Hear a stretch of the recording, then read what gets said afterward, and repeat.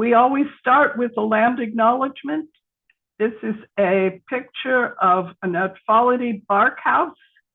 There were many of them around Wapato Lake, built by the original people of our land here. And we acknowledge the people on whose land we live, the Atfolity Kalapuyans, also known as the Tualatin Band of Kalapuyans, the first inhabitants of Washington County. We are grateful for the land we are on, Kalapuyan land. Signers of the Willamette Valley Treaty of 1855 were removed from their homeland. Out at the Banks Library, which they did. Bruce, mute, please. Today, their descendants are tribal members of Grand Ronde and Siletz tribe, carrying on the traditions and cultures of their ancestors. We acknowledge and express gratitude for the ancestors of this place, and I recognize that we are here because of the sacrifices forced upon them. In remembering these communities, we honor their legacy, their lives, and their continuation in our community. I'd like to invite all of us to reflect on the role government has played in the painful colonial history, and reflect as well on the resilience and healing of the indigenous lands and communities. We invite everyone to collaborate and work together with the tribes to take care of the land and water and the people who inhabit these spaces. Welcome to the May 2024 meeting of Community Participation Organization number 1, representing the urban unincorporated communities of Cedar Mill, Cedar Hill, and Bethany. We have a pretty good, busy agenda tonight. We currently have representatives from Tualatin Valley Water District and from the Washington County Sheriff's Office. I don't know if we have more than that right now. Everyone else, please mute.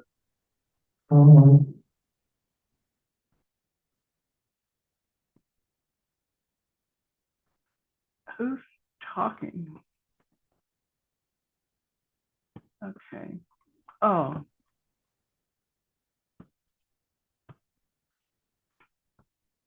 All right. So, Lucy, would you like to give an update about for the Sheriff's Office? Hello again. Yes, I would love to. So my deputy is out on a crash right now. He just texted me, so I'm sorry he can't make it. But obviously, you know, we'd rather him be there than here, I think, right now. So per usual, I know I have only been to CPO 1 a couple times. I'm filling in for Megan. She's just out of town today, but I'm just going to share the calls for service map that we usually do. And I know it's, you know, it's a bit ambiguous kind of seeing this map of triangles and, you know, some sort of key. But just to give you an idea of some of the calls that dispatch has gotten in for the month of March. So again, these are dispatch calls that our dispatchers at WACA are receiving from, you know, the 2 area or the CPO 1 area, I guess, beat 2. And I know it just shows property crimes, but we will hopefully, I guess there's reasons for that, but we will hopefully get some better, I guess, representation of what those calls are later this summer. We don't have a crime analyst on staff at the Sheriff's Office, so we're kind of trying to work on that to better represent to you all kind of what's coming in through dispatch. Obviously, keeping privacy and all of that for person crimes, but still kind of representing what is being seen. That would probably come in a quarterly view, not necessarily monthly, because that's just, I think, too big of a job, or either that, or it's not really possible with the manpower that we have, or person power. So here is what we have for the month of March. The only thing I kind of tried to take a look at last month's calls for service map that Megan shared, and what I could see from my layman's eye is the fraud calls were, so the dark kind of maroon color, that was up from last month. I think I only saw a couple last month, and then if we can see here, I know it's small, but I just wanted to give a bigger picture of it. There's a lot more, and that would be like your your phishing emails, your scamming phone calls, people saying they're your bank, and people either falling for it or just calling the sheriff, not sheriff's office necessarily, but calling dispatch to let them know, that they got this call from a scammer. It could also be like identity theft, so any like fraudulent charges on your bank, but also if you see like someone is using your information for whatever reason, that's also tagged under fraud, not like theft or anything like that. So that could be, those are all things. So maybe March was just a bigger month, maybe because tax season, taxes were maybe going to be due soon, so people are potentially doing more of that. That's just kind of what I saw from like a difference. The only other thing I have from like a community outreach standpoint is that we have our canine trials coming this Saturday. So it's a free event at the Hillsborough Stadium, so right by Ron Tonkin Field. And it's where we have canine deputies or officers and their handlers, so their officer or deputy partners compete. It's free again. It's 10 to 1 this Saturday. It's super family friendly. It's an awesome event. There is a safety fair, so big vehicles from us, like all the SWAT vehicles, and there's a boat that's out there, and then there's partners from Hillsborough Police. AMR is out there with an ambulance, so great for kids to see. I know my 4-year-old loves that. And then there's vendors up in the stadium, and then you get to see who's going to be top dog. And there's dogs from as far south as Springfield, and then I know Yamhill County has one, a team, the sheriff's office, Beaverton, so from all over the county as well. And then if anyone has any questions for me, I'm available. Great, thank you. You're welcome. Are there any questions? I see someone has their hand up. Roger, I'm going to allow, do you have a question for Ms. Bailey? You're allowed to talk. Unmute. Hello, Roger. We see your raised hand. I've allowed you to talk. Unmute and you can ask a question.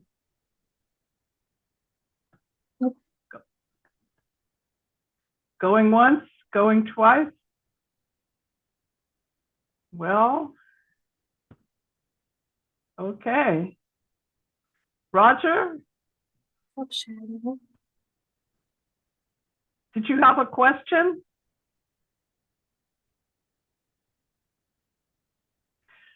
Okay, that wasn't that interesting. Well, if they can type it, I don't know, but yeah. If you want to unmute and ask a question, we can come back to you. Okay, the other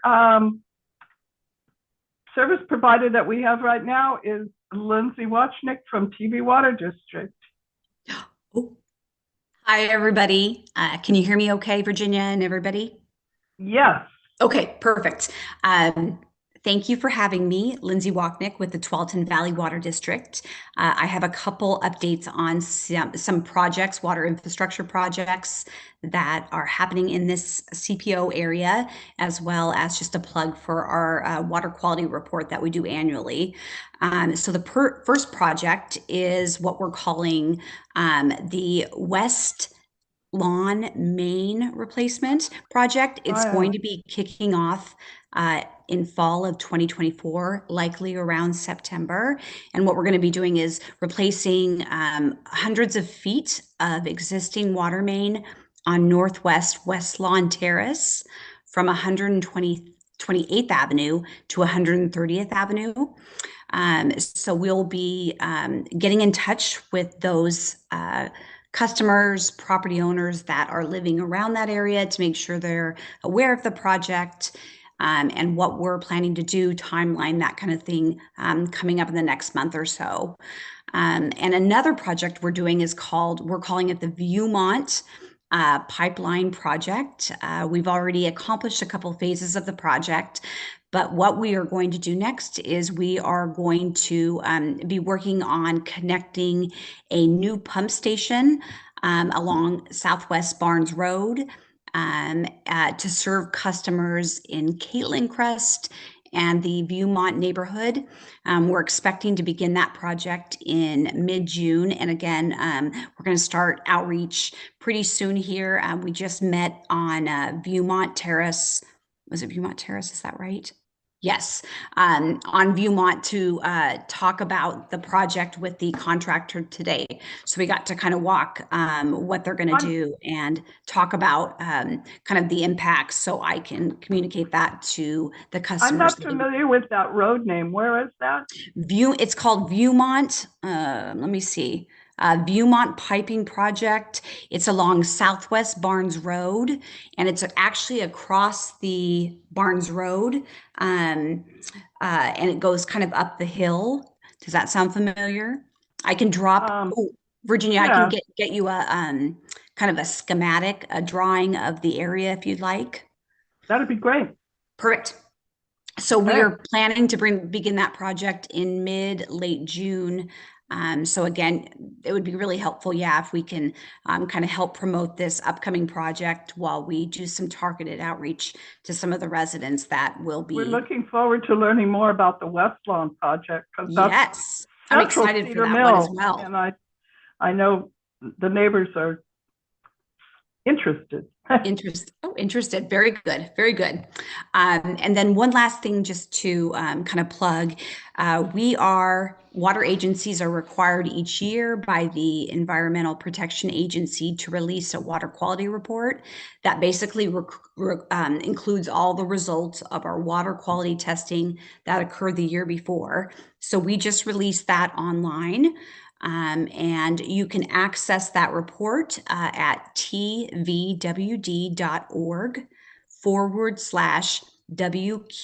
which stands for water quality. So WQ report.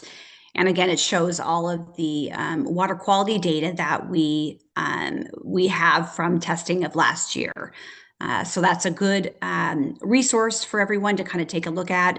Talks about our sources, and what is included in your water.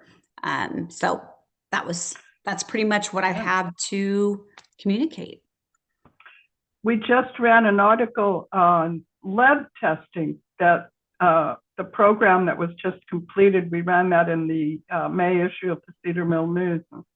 Proud to report no lead in our system. No lead in our system, right? That testing confirmed that, no lead-based service lines. And what service lines are the pipelines that deliver water to homes and businesses from the water mains in the street. So no lead-based service lines in our water system. We're excited to report that. Thank you, Virginia. You bet. Okay. We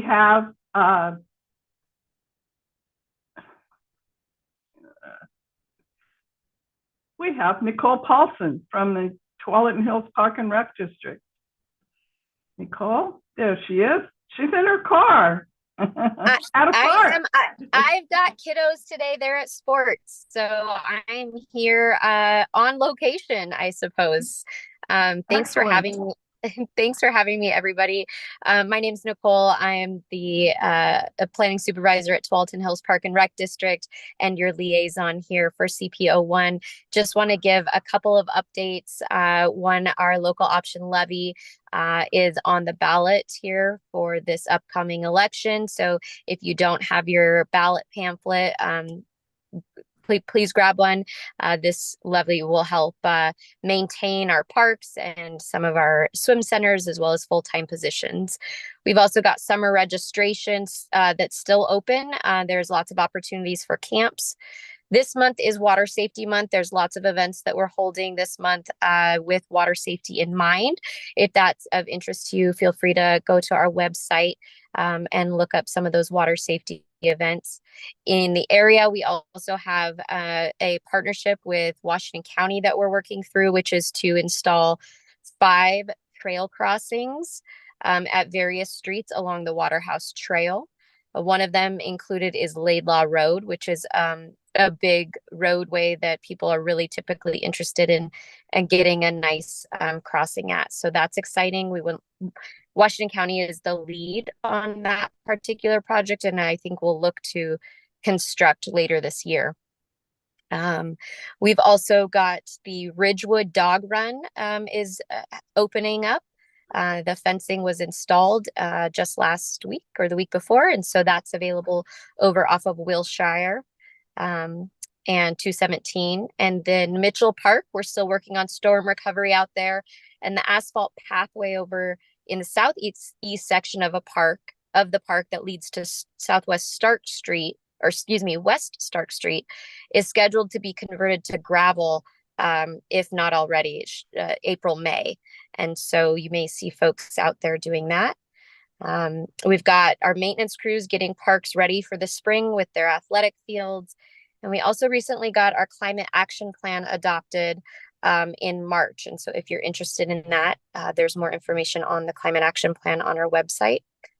And I think there's a Walk With Me event on, I'm sorry, that was on May 11th. There's a couple Walk With Me events, though, a Rock Creek Trail on the 15th, as well as on May 25th at Jenkins, and our yearly Memorial Day concert at Veterans Memorial Park will be held. So quite a lot of information gearing up for summer and spring. I'm happy to answer any questions if there are any. I was distracted, but did you mention that some of the splash pads are open? It's not, they are open. Yes. Some of the splash pads did get open this past weekend, in light of this beautiful weather. I know, we did get a few open, and there's, on our website, there's also a list of which ones are open. So that was really responsive of you guys. We were happy to see that. The one at the Timberland Park was, I'm sure, most welcome. When I posted it, got a lot of likes on Facebook. Yeah. Yes. The kiddos when it's so hot. They love it. They love it. Yeah. Well, I think that wraps it up, and we're just about correct for the timing. So thank you very much. I will jump back in here. Bruce, do you want to put your video on and introduce yourself? Do you have some friends down there at Cedar Grove? We do. We have Larry Bates, who was part of Cedar Mill cleanup walk, and a couple of good-looking guys over here. All right. Wonderful. Yes, and so we are on the right delivers the Cedar Mill news to everybody around the community. Round of applause. Yay. Yay. So these are all the yahoos that have gathered here. Wonderful. Kind of a dash, and the Cornell Road cleanup, the Cedar Mill Community Club. Are you going to talk about that a little bit? No, you go ahead. Okay, so we organized a cleanup of Cornell Road from Sunset High School to, well, we made it as far as Laidlaw. Pretty much Timberland. And we got 8 big bags of garbage, cleaned up a lot of stuff, and nobody was run over by traffic. Right. Then we celebrated with pizza and beer at the local tap room. Milltowner was what I meant, not Timberland. Yeah. So we will be doing this kind of thing periodically, and because garbage seems to keep appearing. It does. We might, Cornell Road, the sidewalk is going to be undergoing some maintenance this summer with the tree grates, and the trees have outgrown their grates. And so we're thinking maybe of doing something either on Barnes and Saltzman or on Murray sometime this summer. So if you would like an afternoon out with your family and helping us keep the community clean, it's sort of like the old the broken windows concept that they use in policing, that keeping things tidy and looking maintained helps everyone helps to remind everyone that it's a cared about community and maybe helps influence people to behave, which is always sort of nice. I mean, I'm not being, too controlling about that, but having a tidy community is a good thing. I don't think few people would argue about that. And thank you, Bruce, for spearheading the event. Oh, good. Another person showed up. Okay. Well, the next item in our agenda is CPO1 updates. And I'd give the link to the CPO1 April meeting, except nobody can see our chat except the host and the panelists, and so it's not really worth it. But if you just do a Google search for CPO1 April meeting, you will find it, because there aren't very many other CPO1 April meetings in the world. And, Google finds it. So if you'd like to recap the April meeting, which was, what was it, Bruce? April 16th. Yeah, but what was the topic? Oh, we had, I'll never forget. It was such a, was that the library? Did we do the library? Maybe. Well, we have so many great topics that we get them all mixed up. So we'll move on from that.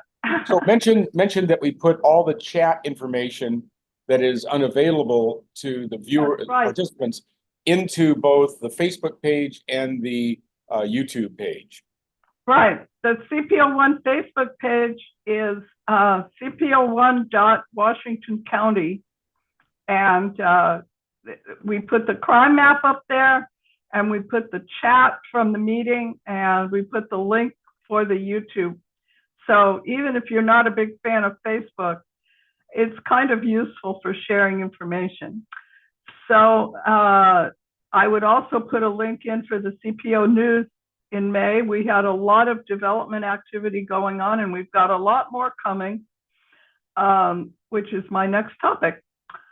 We have middle housing. I have some, there we go. I'm going to share my screen here momentarily. There we go. A middle housing development is proposed on Northwest 113th, and it's just opposite Melody Lane. Middle housing is a new concept in Oregon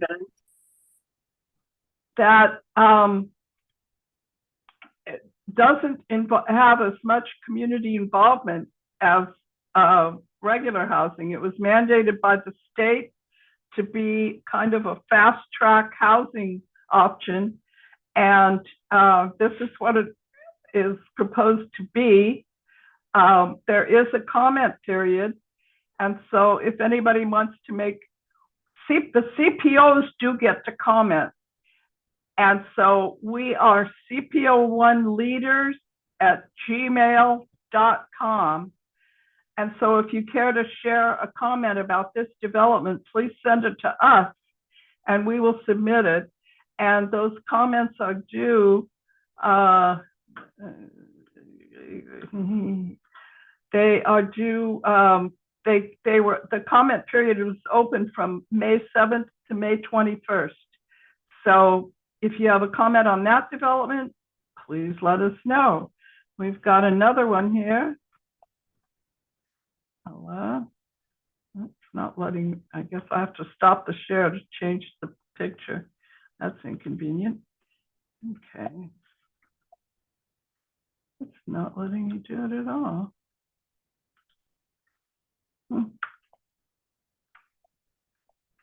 Well,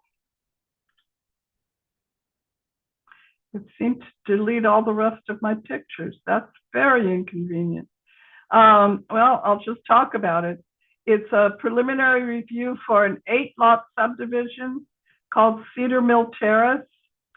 Let me see if I can't open. There we go.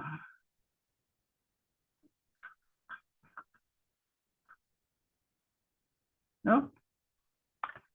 Well, preview is misbehaving. Green all to French. Yep. All right, enough of that. A preliminary review for an 8-lot subdivision called Cedar Mill Terrace between Northwest Kenzie Lane and Northwest Kearney, east of Northwest 116th. And there was a picture of that in the May issue of the Cedar Mill News.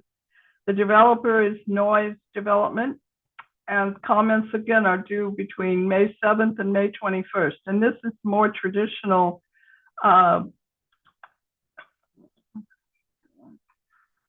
this is a more traditional development that does allow comments. That's not it. Okay, I'll stop worrying about images. The next item that I have on my development list is a neighborhood meeting for a 12-unit multifamily development at 6603 Southwest Canyon Lane. And I do believe that's just inside of CPO 1, even though it's probably Beaverton. And in case anyone's here from that area, the neighborhood meeting is on Tuesday, May 29th. And I'm asking you to email me or CPO1leaders@gmail.com for the Zoom link for that meeting. There was a 3-parcel partition between Taylor and Salmon that was approved. The French International School, there were quite a few neighbors who were concerned about getting kids to the French International School. And it's right on the boundary between Multnomah County and Washington County. The actual corner of Cornell and Miller is in Portland and Multnomah County, or maybe it's unincorporated Multnomah County. But in any case, the road in question is the intersection with 87th and Cornell, and that is in Washington County. The parents apparently have been dropping their kids off on the north side of Cornell and shooing them across the street where there's no crossing. And because the parking and parent drop-off at the school is very congested. And so they're saving their commute time by dropping their kids off. In some cases, I guess the parents walk them across the street, but they've been requesting a crosswalk. And Washington County issued a paper on the topic, basically saying there are some options that the school itself could pay for a proposed mid-block crossing, or the school could improve its circulation. But in any case, the county is not anxious to put in a crosswalk with a light there without some support. So if anyone's interested in that, send me an email, cpo1leaders@gmail.com, and I will share the document with you. I know that Melissa DeLizer, who's the LUT communications person, has sent it to a lot of the neighbors. So that's their position at the moment. There are quite a few interesting sounding options. So it's not like they're just turning their back on the situation, but they don't feel that that intersection is likely to warrant an actual stoplight to stop traffic. And the paper discusses the speed, and which is the posted speed is 45, which is pretty fast for expecting people to stop for kids crossing the street with no crosswalk. Anyway, enough of that. Another neighborhood meeting that you will likely find out about a little bit further on in the meeting, in this meeting, is a neighborhood meeting for West Village, which is the new name of what used to be called Town Center 2, which is the Peter Court commercial development at the corner of Barnes and Cedar Hills Boulevard. And that neighborhood meeting, where you find out more of what you find out tonight at our meeting, is Monday, June 3rd, 7 p.m. at the Central Beaverton NAC and it's also on Zoom. And again, CPO1leaders@gmail.com. I'll get it. Let me know, and I can send you the Zoom link. The Kenny Thompson detour. Well, I'm going to pull this one up because what is going on with preview? There we go. Open recent. Nothing. Okay. Hang with me for a moment because I do want to show you this one. The Thompson-Kenny intersection or project to connect Thompson from the corner of Saltzman and the existing Thompson down to the far end where it lines up with West Union is undergoing a huge development to get rid of that 90-degree corner. And let's focus here for a moment and find you that image. And there it is. And I will share my screen. Okay, so this is the proposed detour. Here's where the project's going to be. This is Saltzman. You can recognize that little curve. And this is Thompson. The project is going to eliminate this 90-degree turn, 2 90-degree turns, and move the through street part of Thompson to what has been known as Kenny Terrace.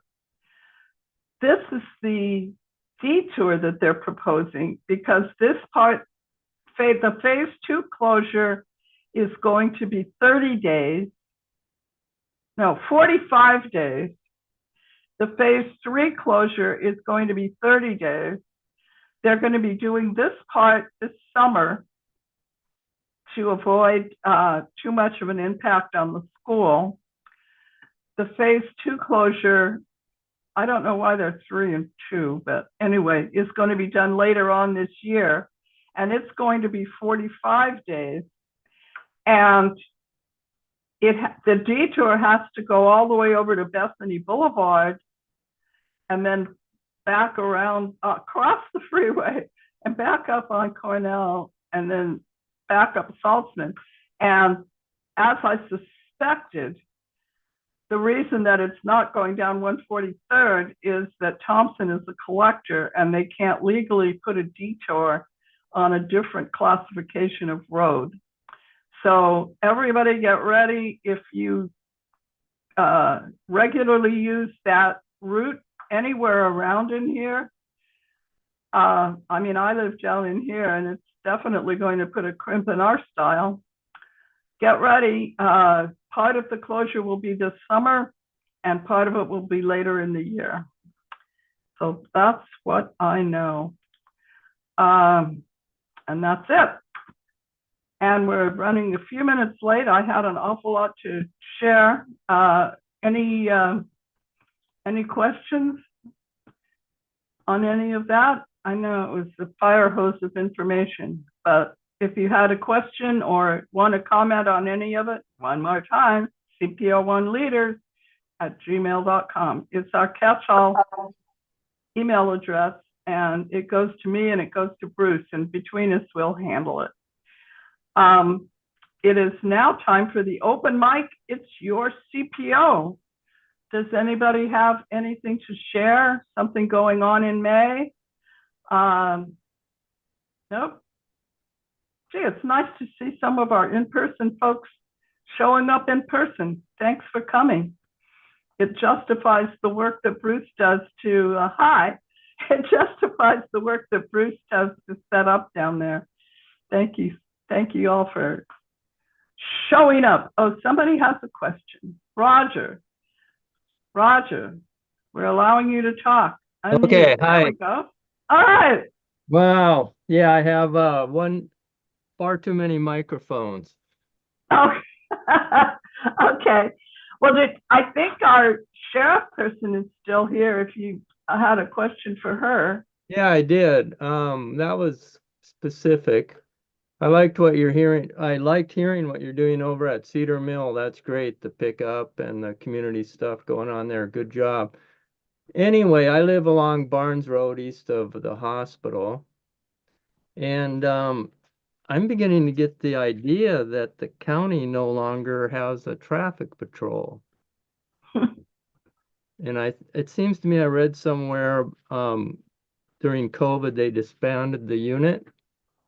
And I've never seen them since. And it's been, what, 4 years now. And the traffic speeds are just uncontrolled along this stretch. I mean, cars are averaging 42 to 45 miles per hour.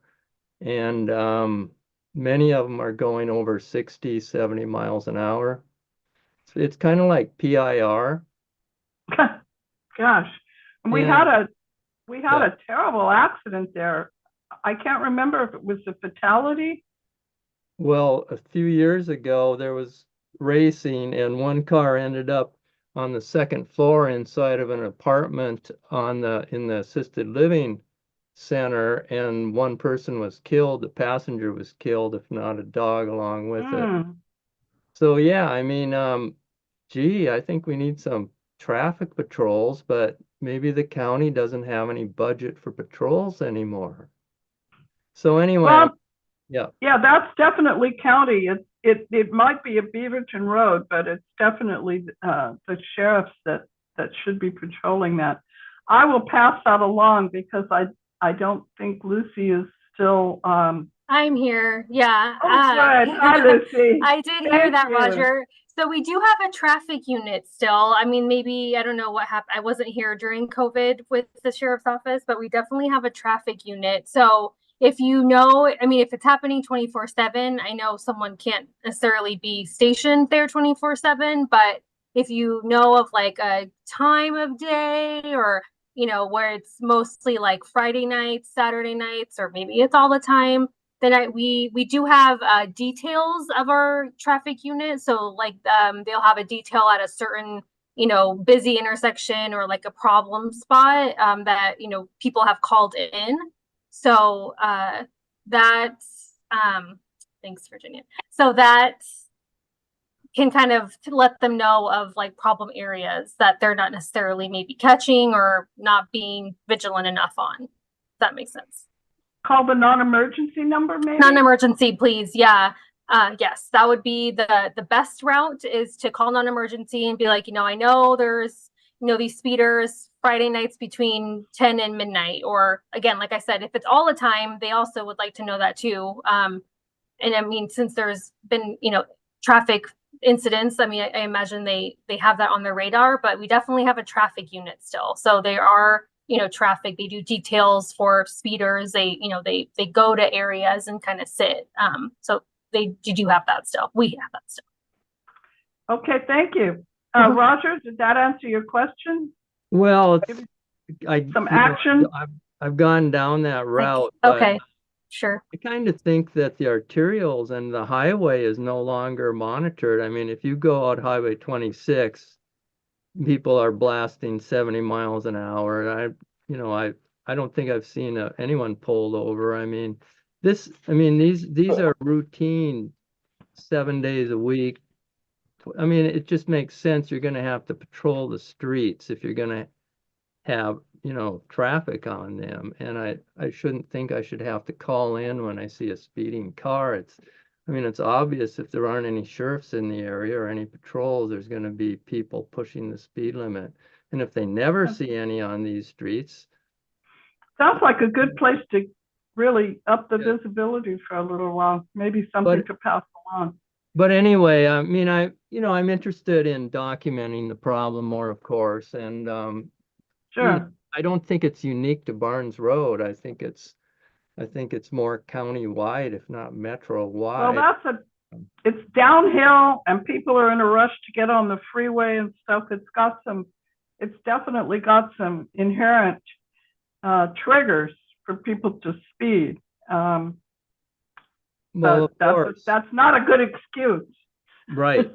Right. And it is a residential area that had a road punched out, but it is an urban area. And I think You know, we have safety Okay. concerns, we have pedestrians, there's 2 schools along here, there's, you know, there's very limited pedestrian bicycle, I mean, to bicycle along, you'd be crazy.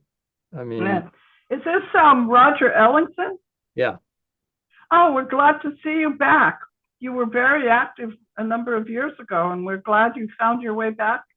Well, Thank I've been you. busy, but you know, this issue is kind of firing me up, and hopefully we can come up with some kind of you know, document the problem and try to get it addressed. I mean, it'd be great. And you know, I know the sheriff has got their hands full. It looks like with thefts and fraud, but it'd be also interesting to see the statistics on how much patrol units are doing and where are, you know, what activity they do, as well as just kind of the non-emergency call type stuff. And I mean, I'm just Well, curious if maybe we aren't funding the sheriff's department enough to fund these patrols. So maybe I'm wasting my time worrying about it, but yeah. Thanks, Roger. I'm yeah. afraid we got to keep moving Yeah, along. go on ahead. the agenda. Thank Yep. you, Lucy. Thank you very much. Okay, You bye. bet. All right.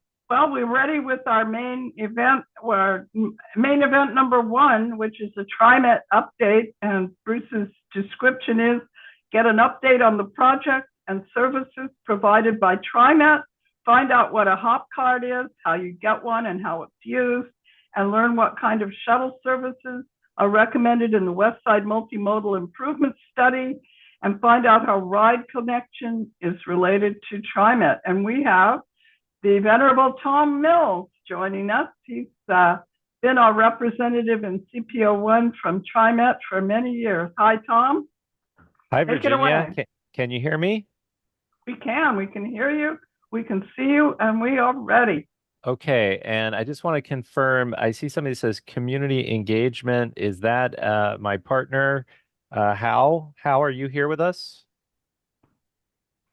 Who? So I'm supposed to be joined with, No, community engagement is the county's CPO staff person. oh, okay, thanks, Right. Bruce. No, I've been Okay, trying. I don't see anybody else here listed as a TriMet person. I called Okay. Hal and was not able to reach him. okay, well, maybe he'll come on while I'm speaking. So I'll just go ahead and get started. We'll keep an eye out. Yeah. Thanks for having me back. It's been a long time, Bruce and Virginia and everyone at CPO1. I really appreciate you asking us to come by and give you an update on TriMet. I was told there are a couple things you're specifically interested in, particularly the West Side Multimodal Improvement Study that was actually led by, was partnered by ODOT and Metro. TriMet was on the steering committee, myself, I was one of them, on the steering committee. So I can speak to that to some degree. I also understand that one kind of leads into another. There's talk in the West Side Multimodal Improvement Study about shuttles and shuttles in the West Side in your area in CPO1. So I can talk a little bit about that. Again, that is not a TriMet-led project. That is a Washington County-led project. But I can give you some information and also direct you where to find, who to speak to at Washington County about that. And then I think Hal was going to talk about the hop card, but if he doesn't show up, I'll do my best to talk about that. I know pretty decent amount. And then I'll just open it up to any questions on TriMet, if that sounds okay. Hal has arrived, so I just great. promoted him to panelist. Oh, great.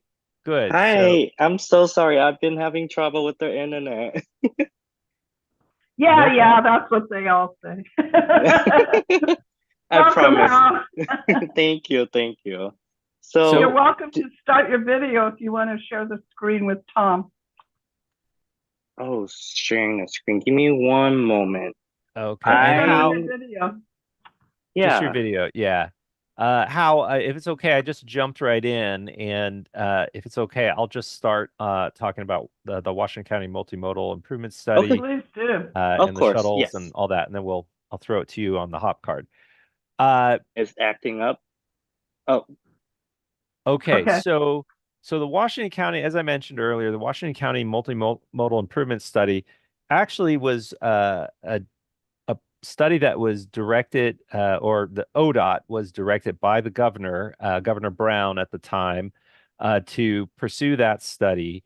They partnered with Metro and led a study of various ways to reduce congestion on Highway 26 and in the overall West Side area. In fact, if it's okay, I'm going to share my screen, and Please do. I can pull up. Whoops, that is not what I was meaning to pull up. Oh, that's what we want. Money. Yeah, money. Money, money, money. Okay, so sorry, let me pull up this, and oh gosh darn it. Over together. Yeah. Okay, oh yeah, I needed that to move away.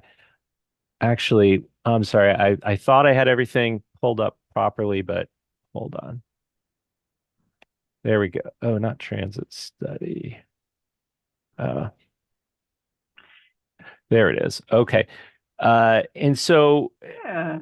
as I scroll down the web page here, you can see here is the boundary that was studied. And what they did. Cedar Mill in the center. We like that. Cedar Mill, Century and Cedar Mill. And what they did is they layered a number of changes to the a number of changes that could be made, and then they did modeling with each change. So like the first set of changes were kind of changes about just encouraging things that can be done to encourage people to get out of their cars. The next layer of changes was, well, what if we improve transit service in the area? And then in addition to the incentives to get people out of their cars. And then the next layer was, well, what if we made some improvements to help the flow of traffic along the highway?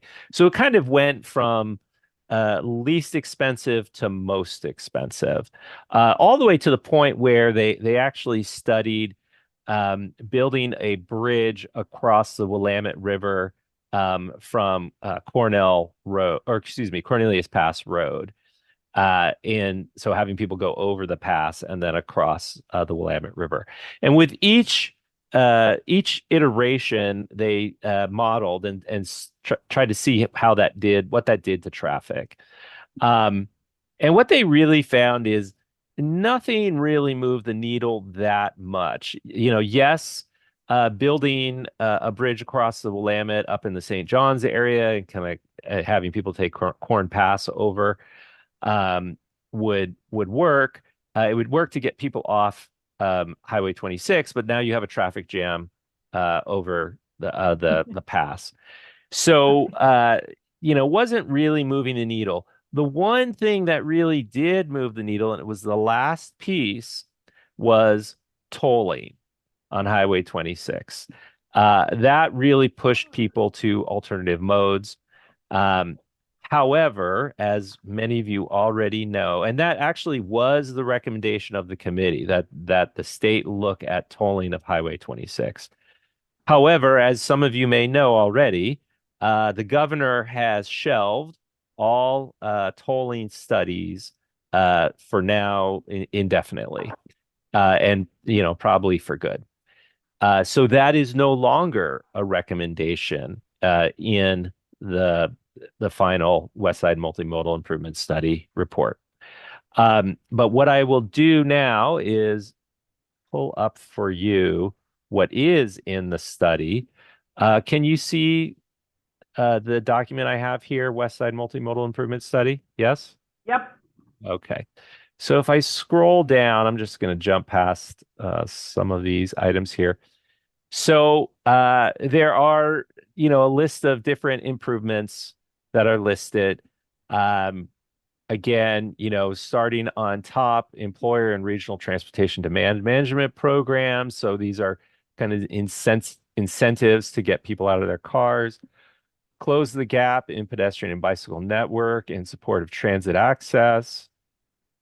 And then the next one is high frequency and high capacity transit improvements. This is actually both high capacity, but also regular local transit as well. So, you know, Metro's high capacity transit, use Metro's high capacity transit strategy and follow TriMet's concepts laid out in Forward Together 1.0 and 2.0. I'll explain that in a second.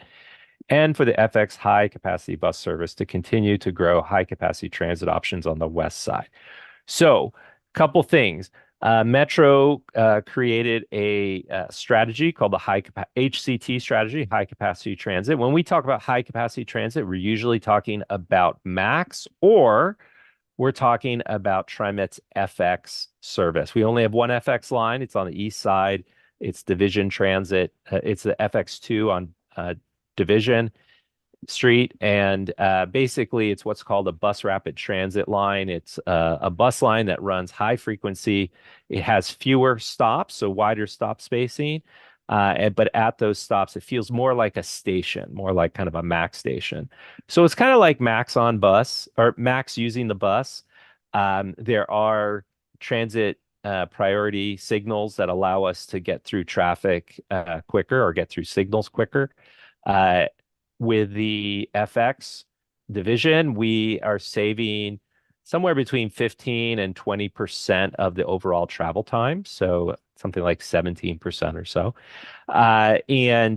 So the idea is to do more of that. And in fact, TriMet, it kind of building off Metro's HCT strategy, we're creating our own FX high capacity FX plan. So where we want to have these lines. That plan is not yet completed, so I can't tell you where they would be or where we would recommend they be. But in addition to that, we have been also pursuing something called Forward Together, which is a transit plan for the future. Now there's Forward Together 1.0, which has been focused on where we're going to restore the service that we cut during the pandemic. As you know, people aren't going to downtown Portland anymore. A lot more people are working from home.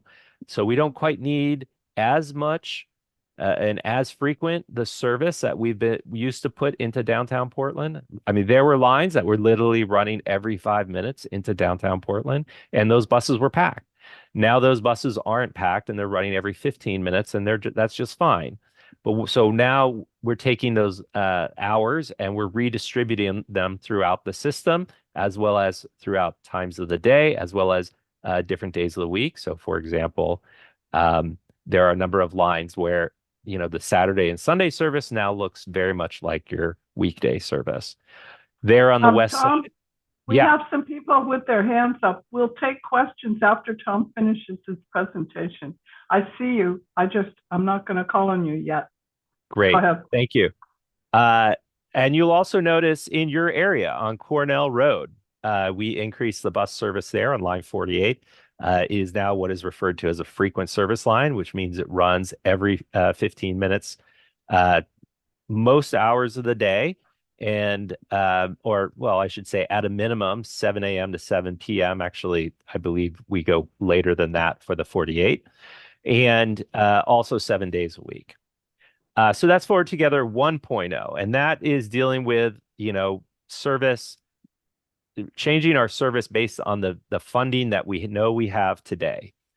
Forward Together 2.0, we're in the middle of working on right now, and that is going to be looking at service we would like to put into place in the coming years if we can get the money to do that. In fact, we hope to use that plan to make a case for more money.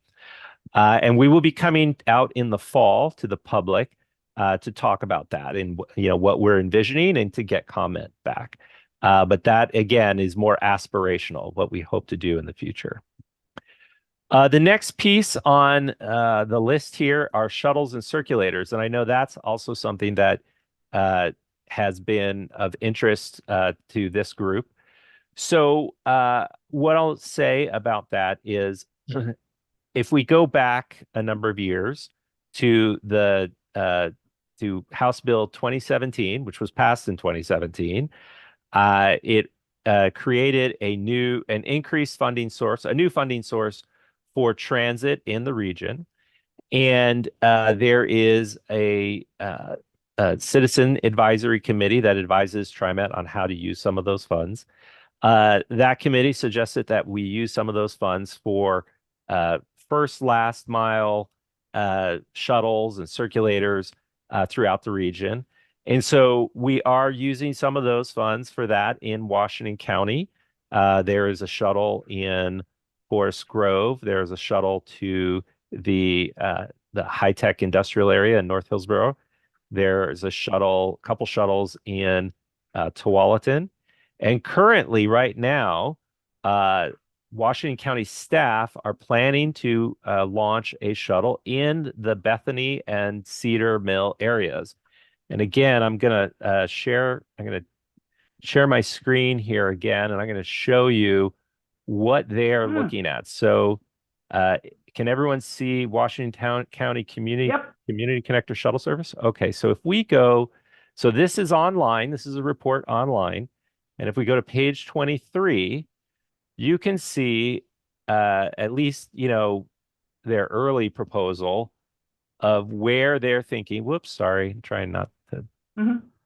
Okay, there we go. I can even zoom in. Where they're thinking that a shuttle would operate. So they're thinking Barnes Road to Saltzman, to Laidlaw, to Kaiser, all the way up into North Bethany, and then down into Springville Road and to PCC Rock Creek. Wow. And I know that they're actually getting pretty far along with this. I think that they're hoping to launch, in the fall at the latest. And I can give you the name of the person at Washington County who is leading this project and can tell you more. Would that be Diami?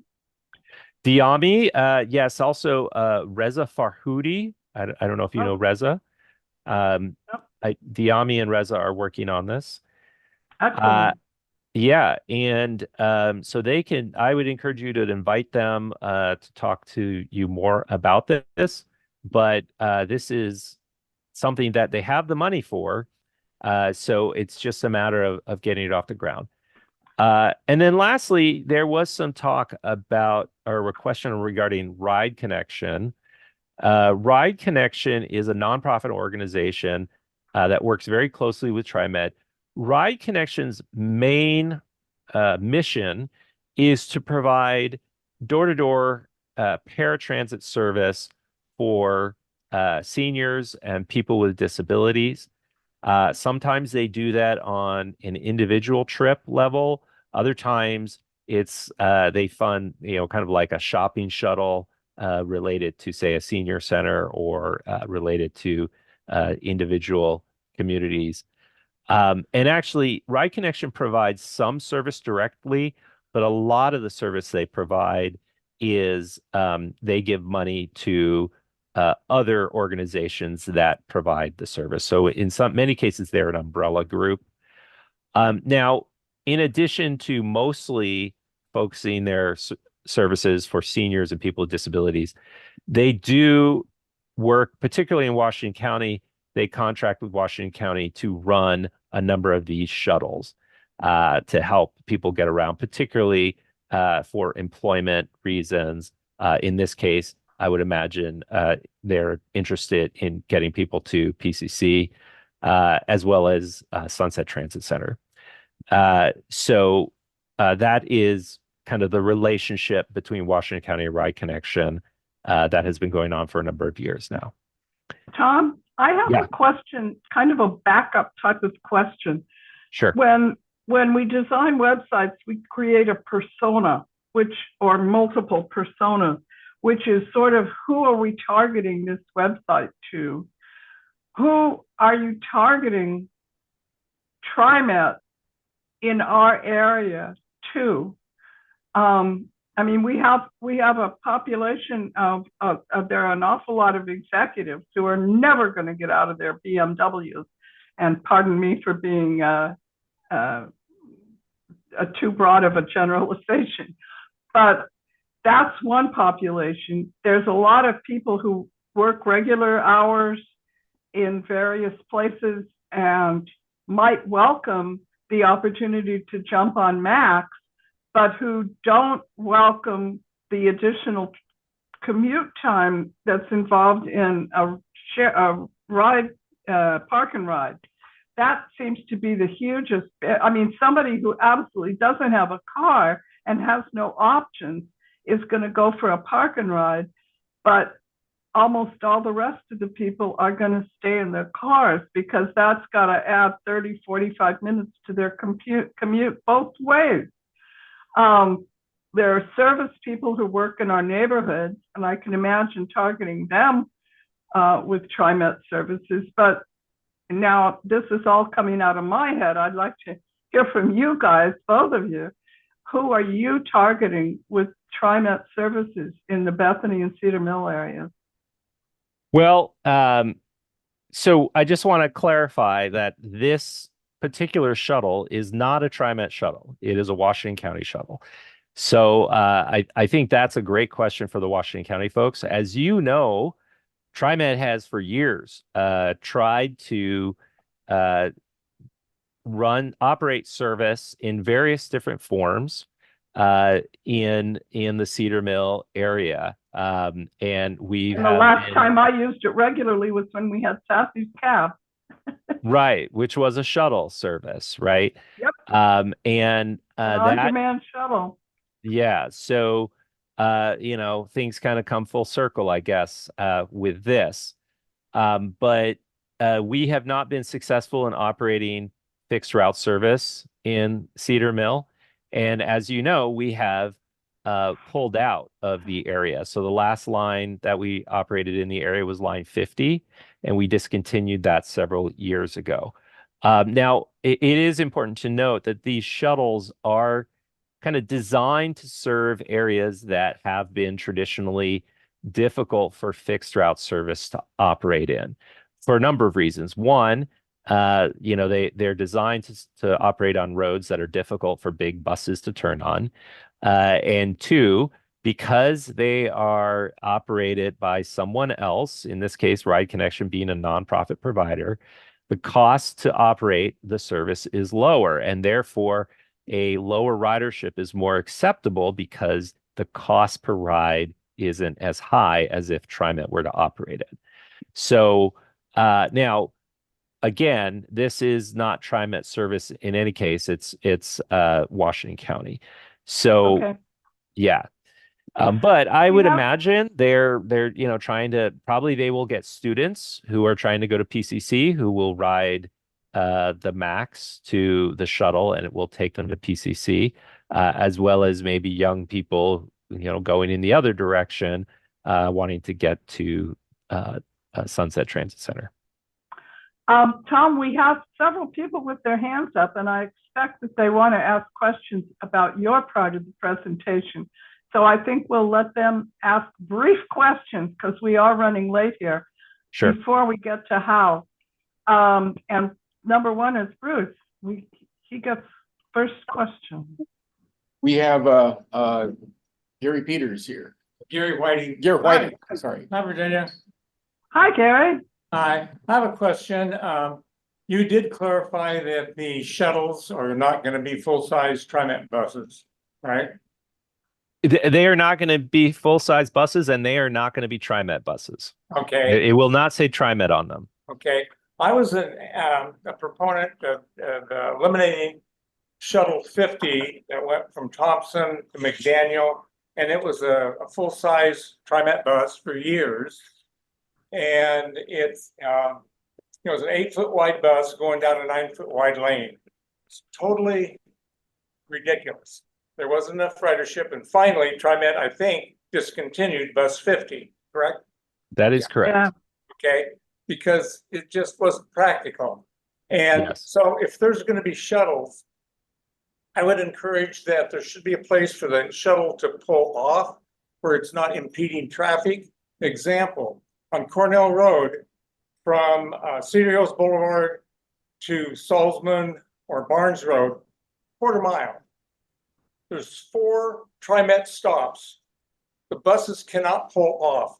They stop and impede traffic. Traffic at a lot of times during the day is backed up all the way past Sunset High School.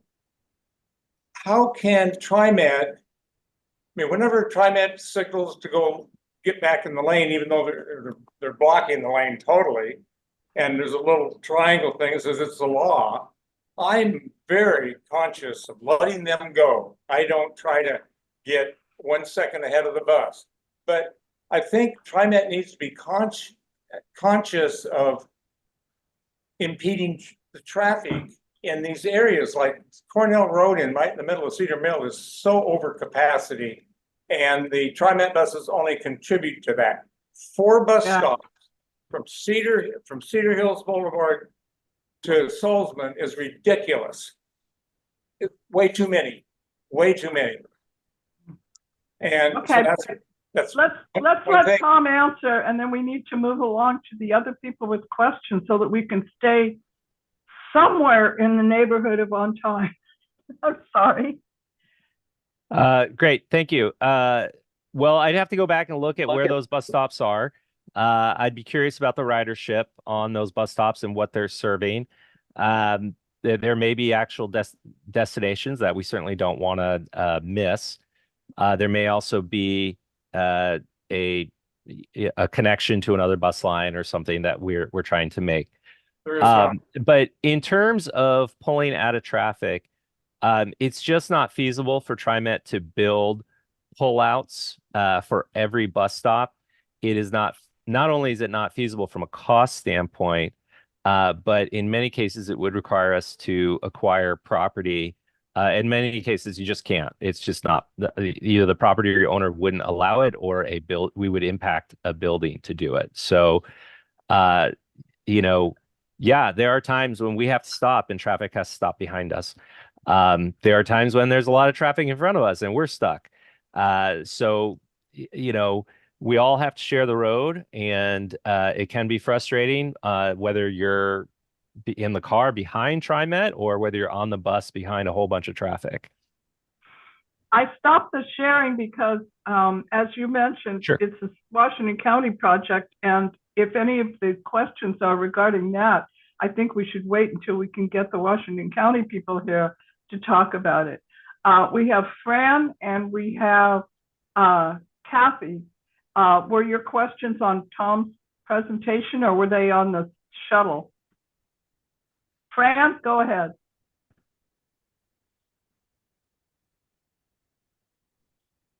Okay, there we go. A lot of talk.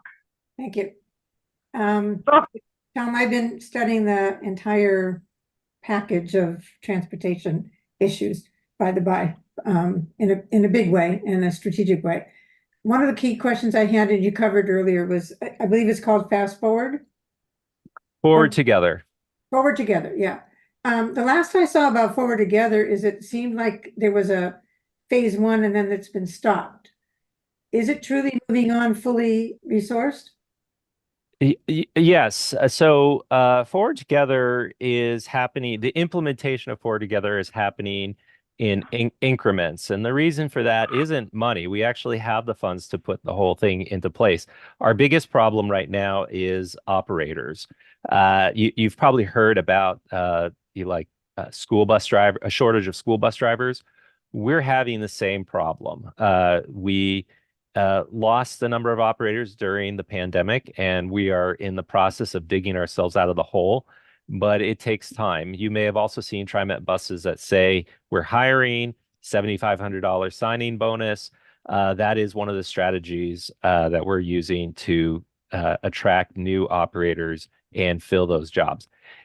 The great news is it's working. We have a line of people out the door trying to get in and get jobs. The problem, of course, is we also have to train them, and it takes 6 weeks to train an operator. We can only do 30 people per class. We've hired more trainers, but you know, it's still just taking time. So we did just, our board of directors did just pass another kind of tranche of improvements that will start hitting the street in the fall of this, in August of this year.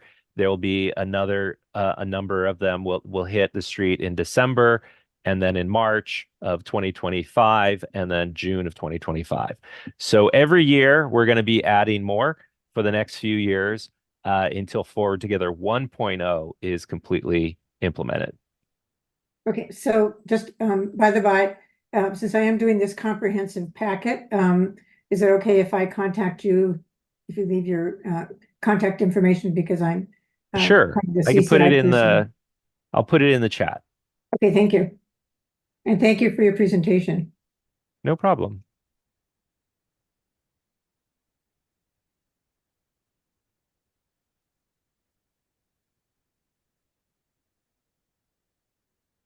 And then is there a hand for Kathy?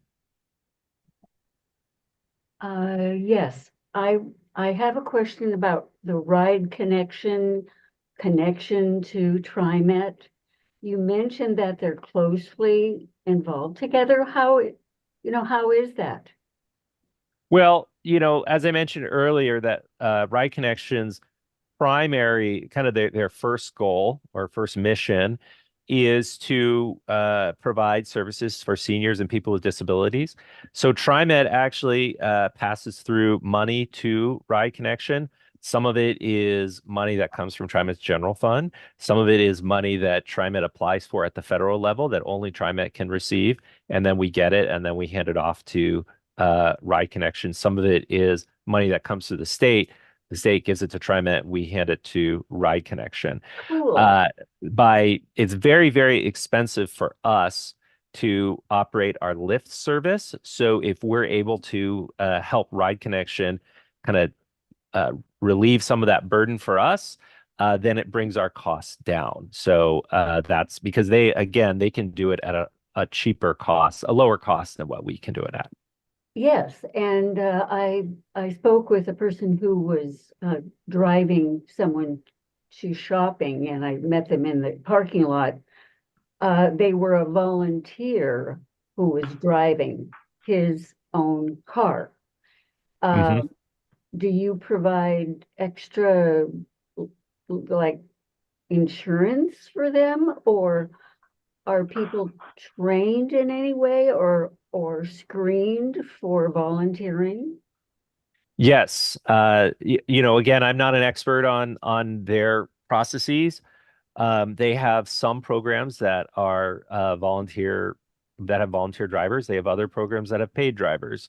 As I mentioned, some of it is service that they themselves provide, and other they, you know, will, you know, another, like an example is they give money to Neighborhood House in Northwest Portland. Or is that Southwest Portland? I can't remember. Or Friendly House. I think, is it Friendly House in Northwest Portland? Yeah. So they give some money to Friendly House so that Friendly House can operate their vehicle. So that's an example where they give money to another organization and that organization will operate the vehicle. But in other cases, they provide the service themselves. I think we're going to need to defer more questions on this. CPO1 will bring in Ride Connection sometime later this year because there's obviously a lot of, Dave, we'll get to you in a little while. Could you go ahead and turn your camera off? Thank you. Let's go ahead and jump to Hao and have him quickly present the panoply of topics that he was going to present. Do your best. We'll get to the DEA presentation on the Peter Court property very soon as Hal has a chance to go through 2011 topics that we gave him to cover. Well, thank you for the opportunity for allowing me to show the How to Ride book. Thanks for coming. Of course. Are you guys able to see my screen? Yes. Yep. Okay. So this is the beautiful welcome aboard How to Ride TriMet from TriMet. We do have it currently in 10 languages and 3 more are coming, and it's the top 13 languages. So we have English. I'll be showing English this one. And then so this one, the first page, it dive right in fees, fares, how much it costs, and what's the amount for 2.5 hours, a day pass, month's pass. So adults fares will be $2.80 for 2.5 hour ticket, $5.60 for a whole day. But if you notice, for a monthly pass, it's only $100 for a monthly pass. So how this works is when you put a certain amount in your card, let's say like $20, you get charged or the money is deducted as you tap the card. It doesn't immediately take out the whole $100 per month. So let's say I have $20 in it and I'm only tapping 3 days. It's only gonna charge that much amount, and it's not gonna, and if you don't use it anymore, it's not gonna charge you more on that. And then I'm gonna go, the next one will be youth.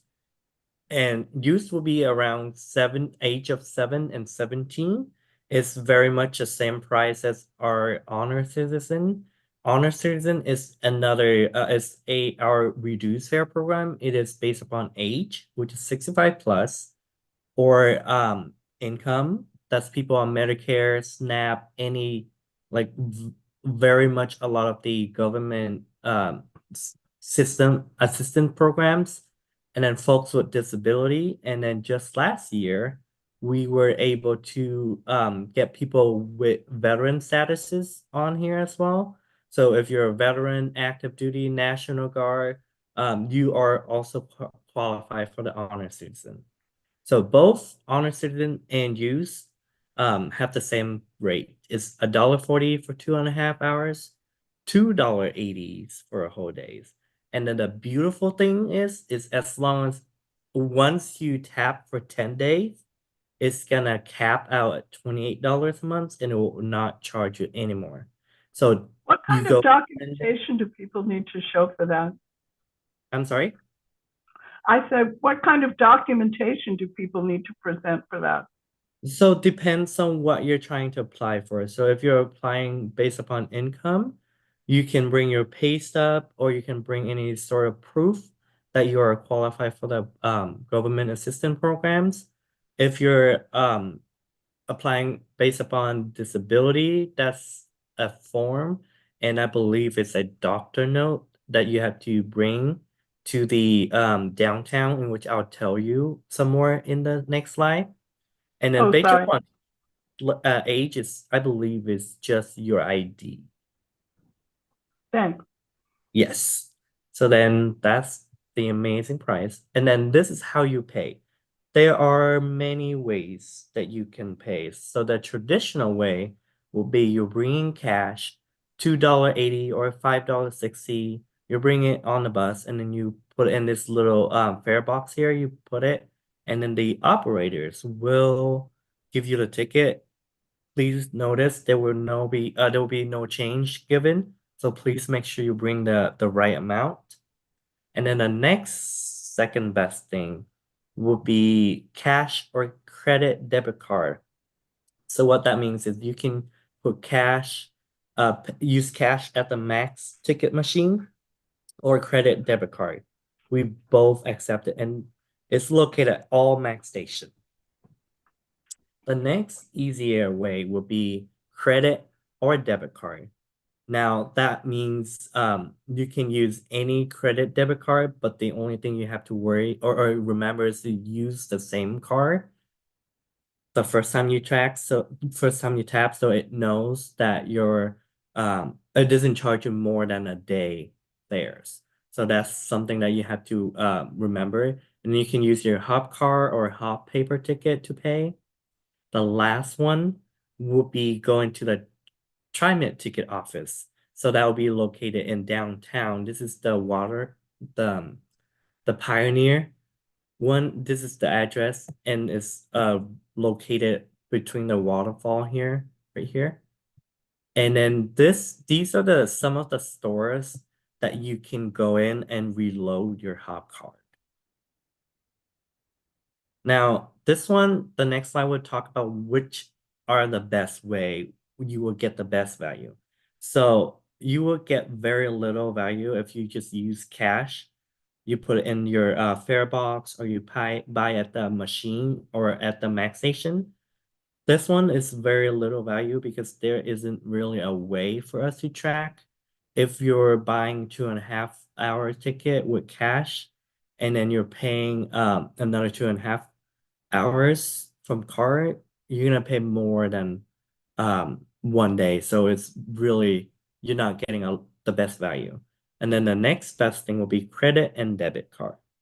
You can either pay with the machine or you can tap it directly on the machine.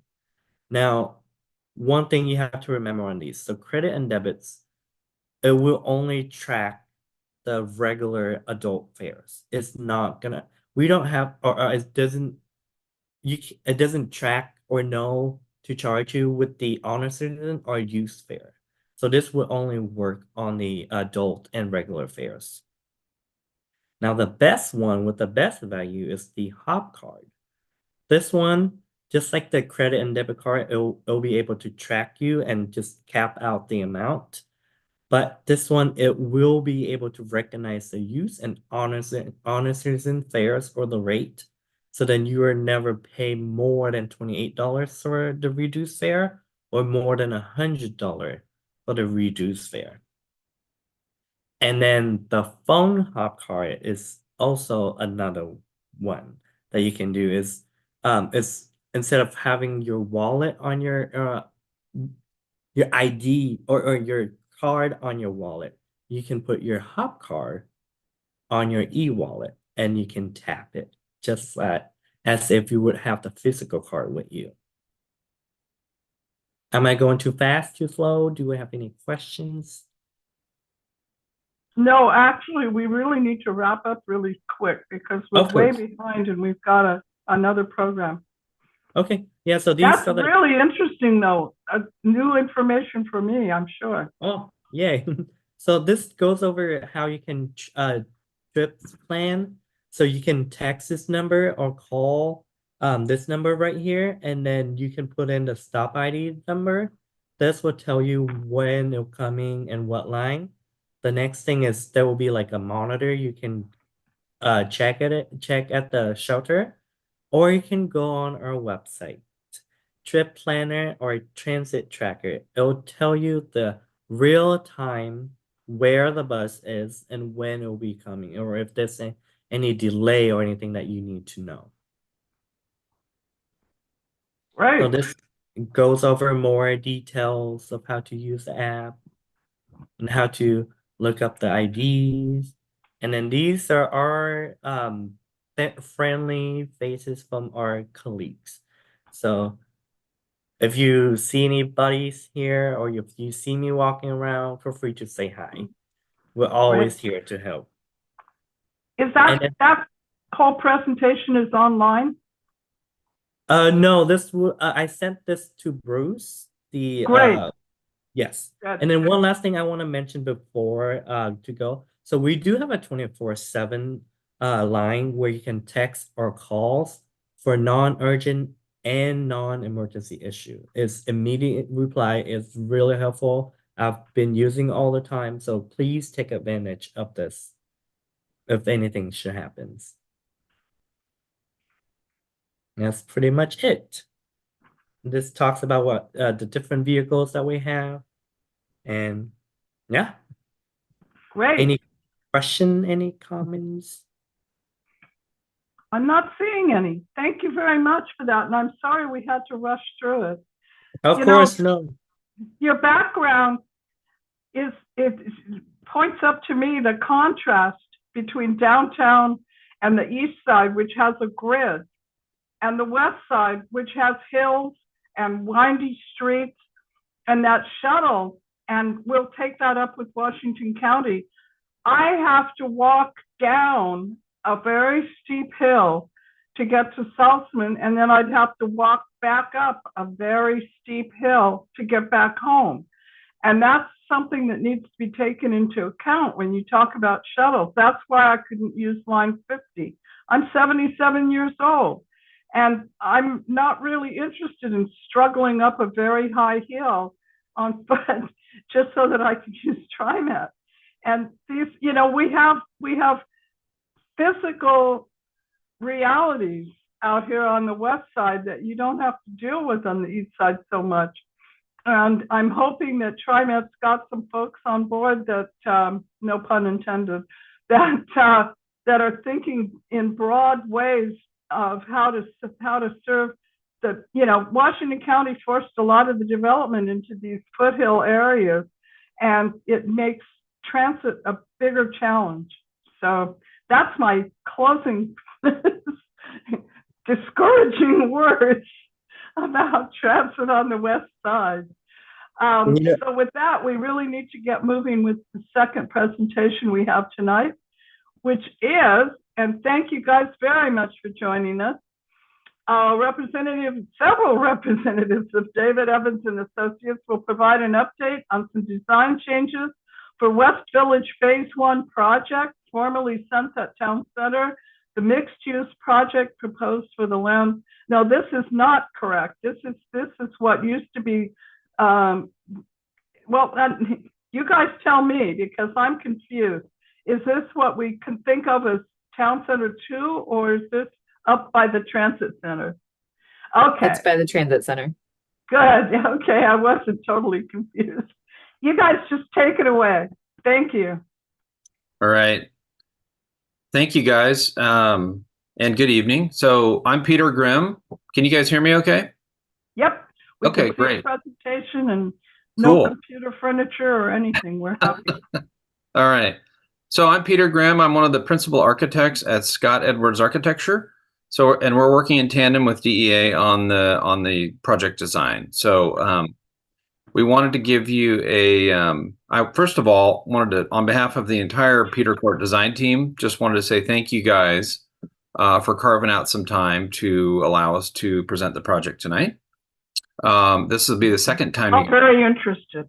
Okay, excellent. Well, we're excited to share what we've been up to with you guys. So we're, in the interest of time, just a quick look at our agenda for this evening. If I can get the next slide, thank you. So we'll do a quick round of intros on our design team, just so you know kind of who we are and what our roles are on the project. We'll do a recap of the last presentation that we gave to this group, which was last year in 2023, and also some of the fantastic feedback we got from you guys, which was incredibly helpful to kind of inform our design process. So thank you for that.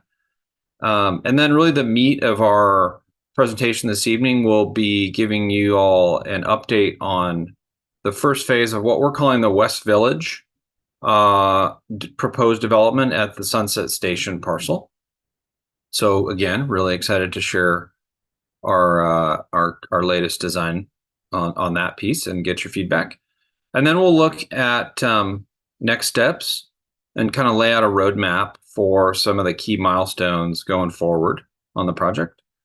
And then hopefully we have a little bit of time left at the very end for a Q&A. So we'd love to help answer any questions you guys might have. So I think with that, without further ado, I'd like to hand the baton to my colleague, our project manager, Mr. Dave Mojica. Dave? Hi. I'm Dave Mojica with Scott Edwards Architecture. I'm the project manager and leading the architectural design team for multiple buildings that we're going to show you today. I think one of the feedback items that we heard from both this group and the Beaverton neighborhood presentation that we did is kind of an understanding of the broader context of the master planning that is going to continue to evolve, but we have decided to include multiple buildings in our phase 1 application, and I think we're here to share those kind of initial steps, what we're working towards. So why don't I pass it over to Jim from DEA. Thanks, Dave. I'm Jim Henke, Senior Landscape Architect with David Evans and Associates, and with me is Sarah Jones. Evans. Sarah, hi, Sarah, go ahead. I was just gonna say, Sarah, did you want to get us rolling? Yeah, so I'm Sarah Jones with David Evans and Associates. I lead the civil engineering group for the design studio at David Evans, and I'm leading the design and permitting efforts for this project. So let's dive in. So I know we're running short on time, so very briefly, we just wanted to touch on what we presented last time. This part hasn't changed, kind of overview of the project. You can see that yellow dashed outline is the property. We're still on the same property that we presented last time. Right next to the Sunset Transit Center, you can see it's zoned as station community, and it's that whole lot that's outlined there in yellow is the parcel we're looking at here today. We can go to the next slide. So if you remember back in 2023 when we came to present to you, it was just this one site we were looking at with this little triangular site, and there was a residential building with some retail, and then we had a standalone retail on the corner there. We're looking at this kind of Main Street concept with a regional trail. You can see some of the imagery we were using as kind of a reference. And we heard feedback on, wanting to see a more dense kind of urban area on the kind of connections. We've been working with THPRD on what does the trail system look like? What do the connections look like? What are the open spaces? And we've also been looking at some other factors like how the roadways all kind of connect within the site. And we wanted to kind of take all that and look at what we're going to present here, which is the new phase 1 concept.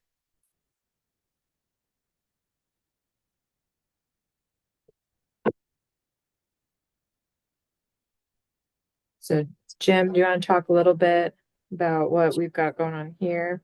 Sure. So the current configuration is structured around, you can see Southwest Lois Lane is something of a main street that buildings A, B, C, and D are more or less fronting on. So this is a very urban kind of classic main street where the ground floor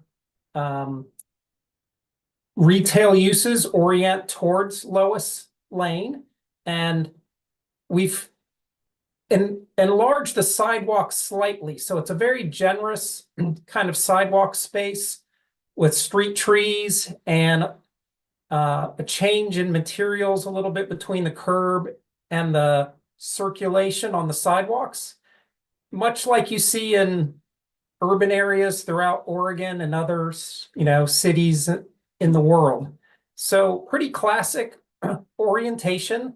You can see how there's some plaza open spaces between buildings A, C, and D, allowing pedestrians to flow back and forth from this main street along Lois Lane to and from the MAX station. So it'll be very easy for users of the MAX line to flow back and forth.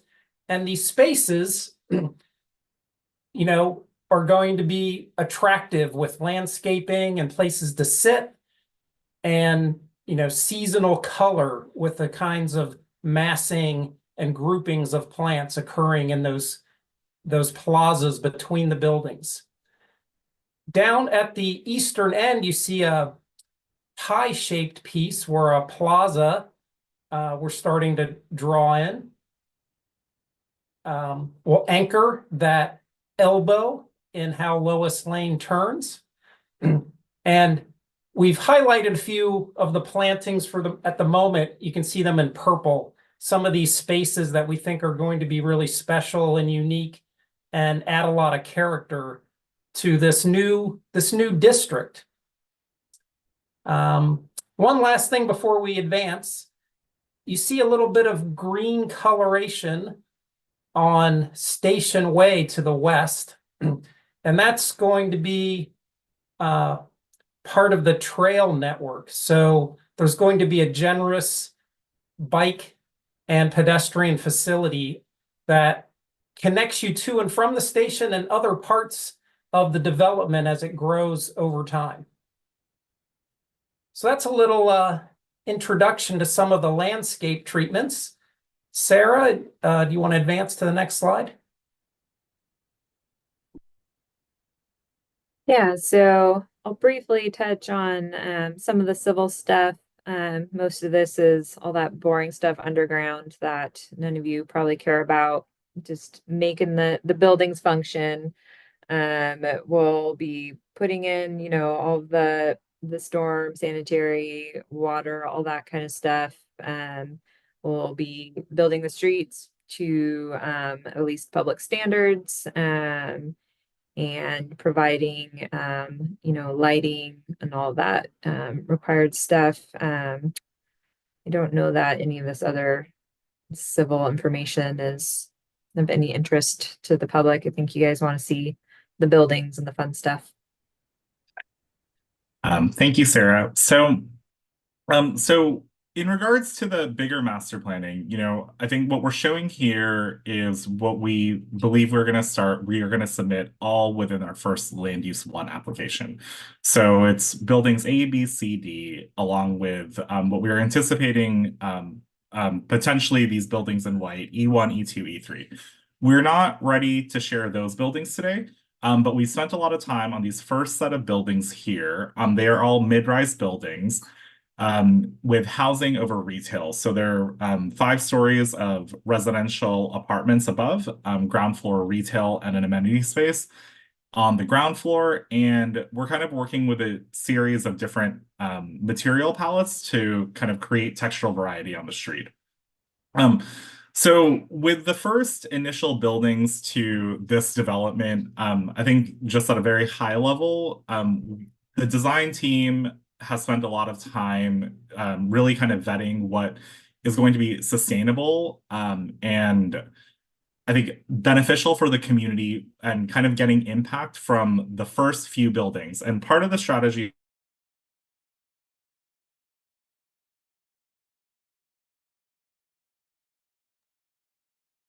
Lose Dave.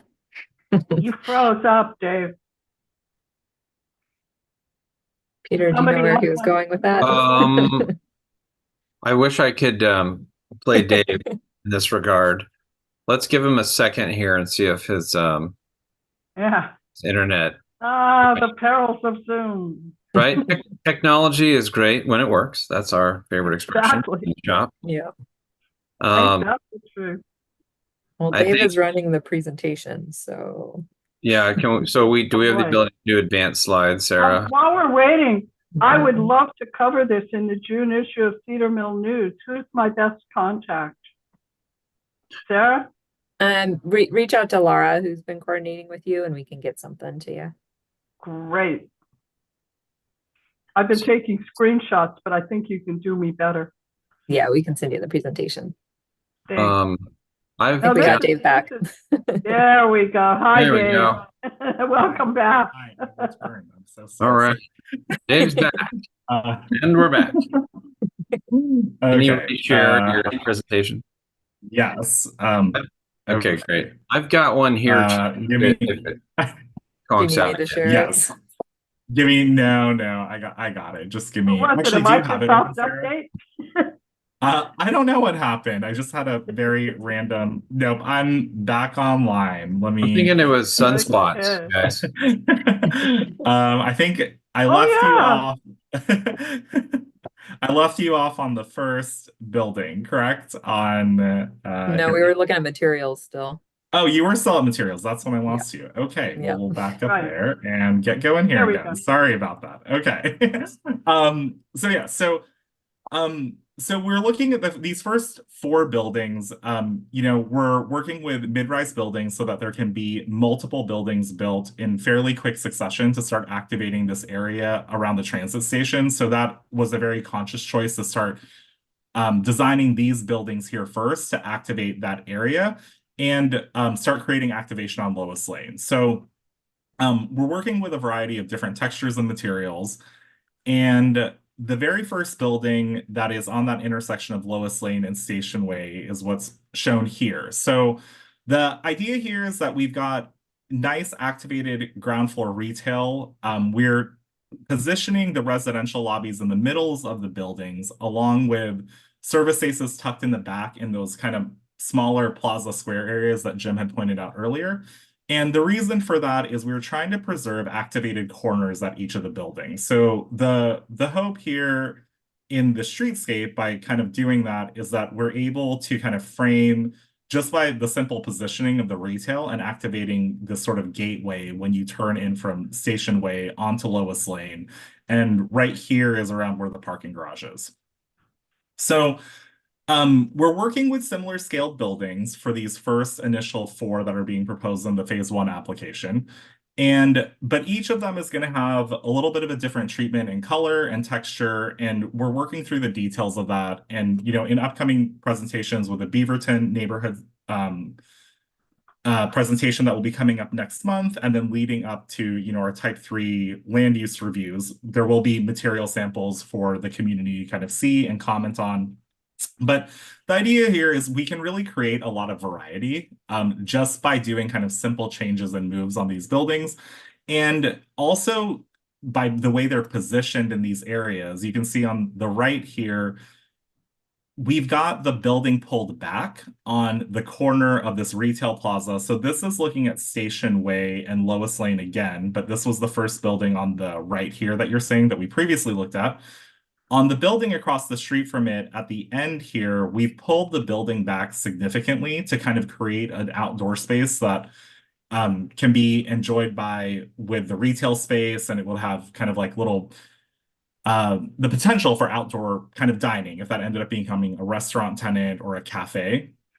But ultimately, the idea here is that we can work with these multiple buildings that are at this scale to start creating density in an urban environment very quickly.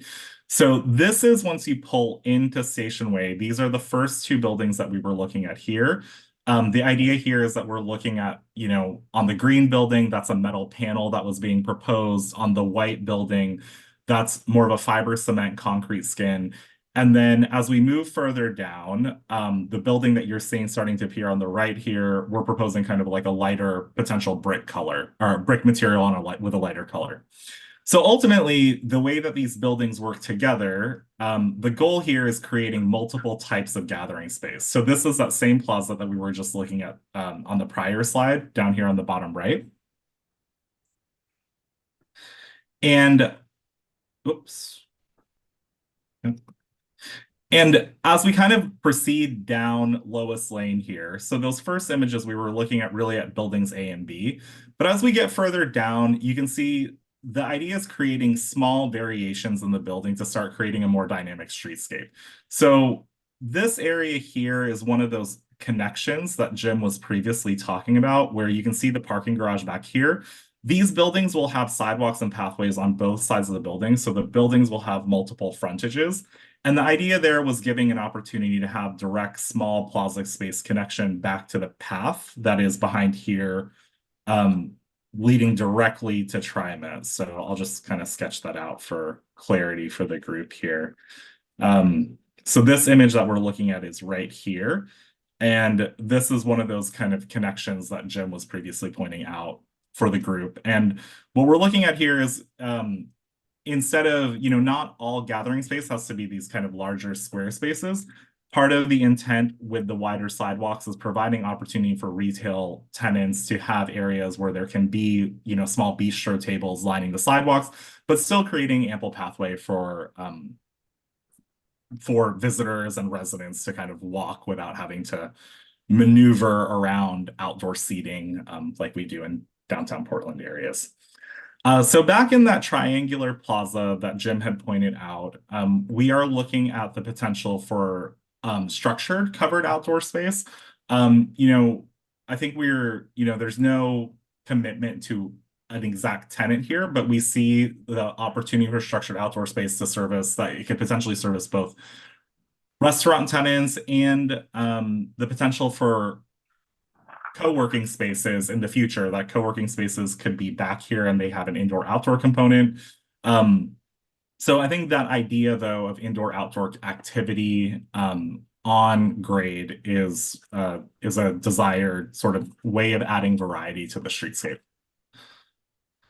So ultimately, you know, we're really looking at Lois Lane as an activated street. And in the phase 1 land use application, I think based on the feedback that we had previously received, I think the team has decided that we feel a high level of confidence, at least with this first set of buildings, in their kind of financial viability and the placemaking that they'll create. And I think we are excited for the opportunity to go ahead and actually just go in with a land use application with multiple buildings to alleviate questions that were brought up previously on, you know, what is the commitment to the larger master plan? Like, how do we know that this singular building is eventually going to respond to another building across the street?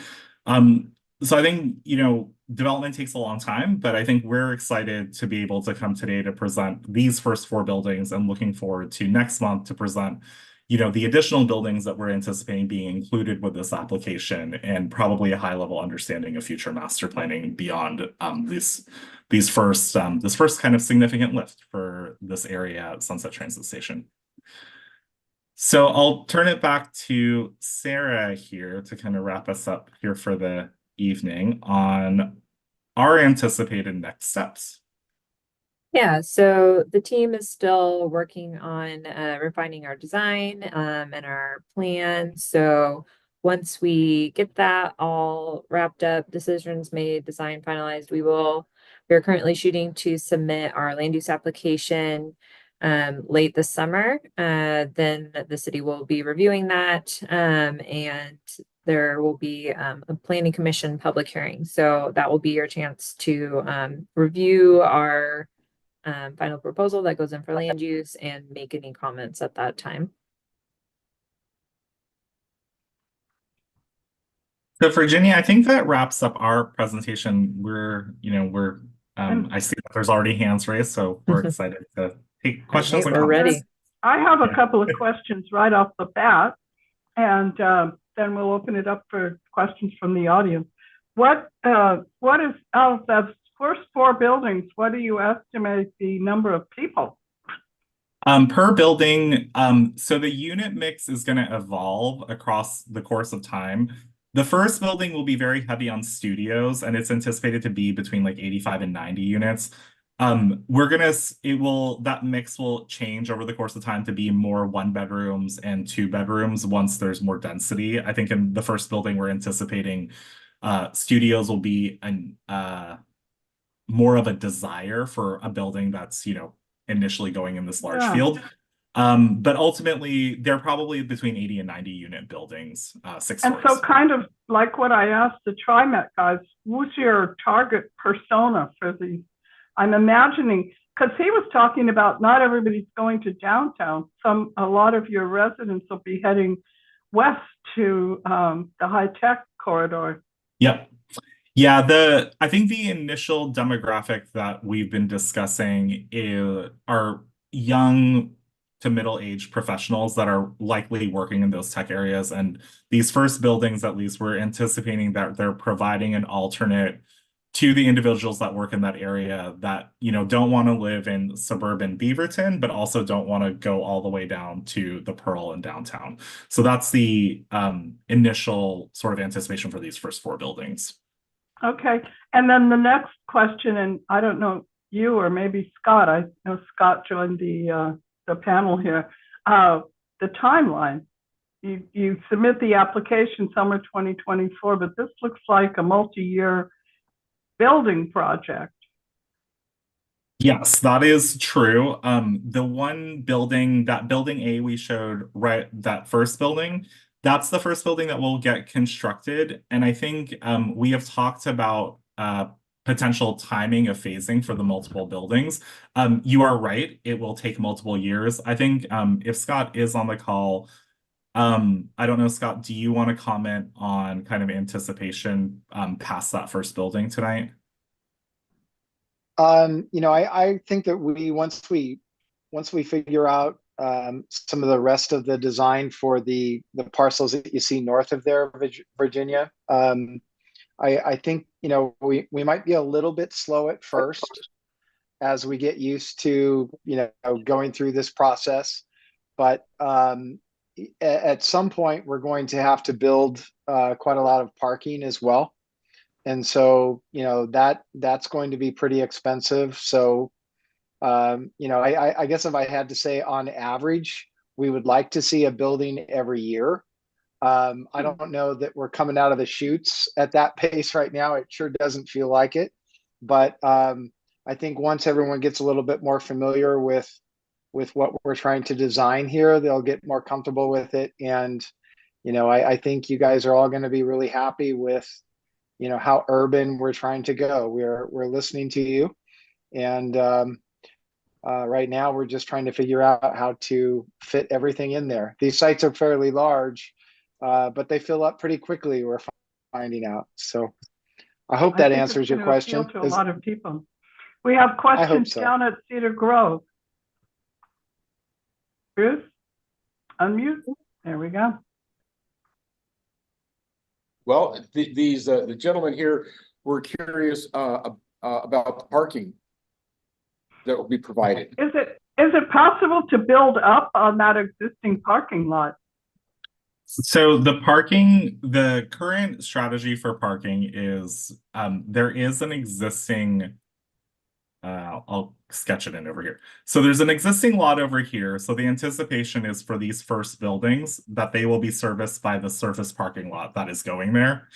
Ultimately, we are looking at creating a temporary surface parking lot here to service C and D when those go under construction.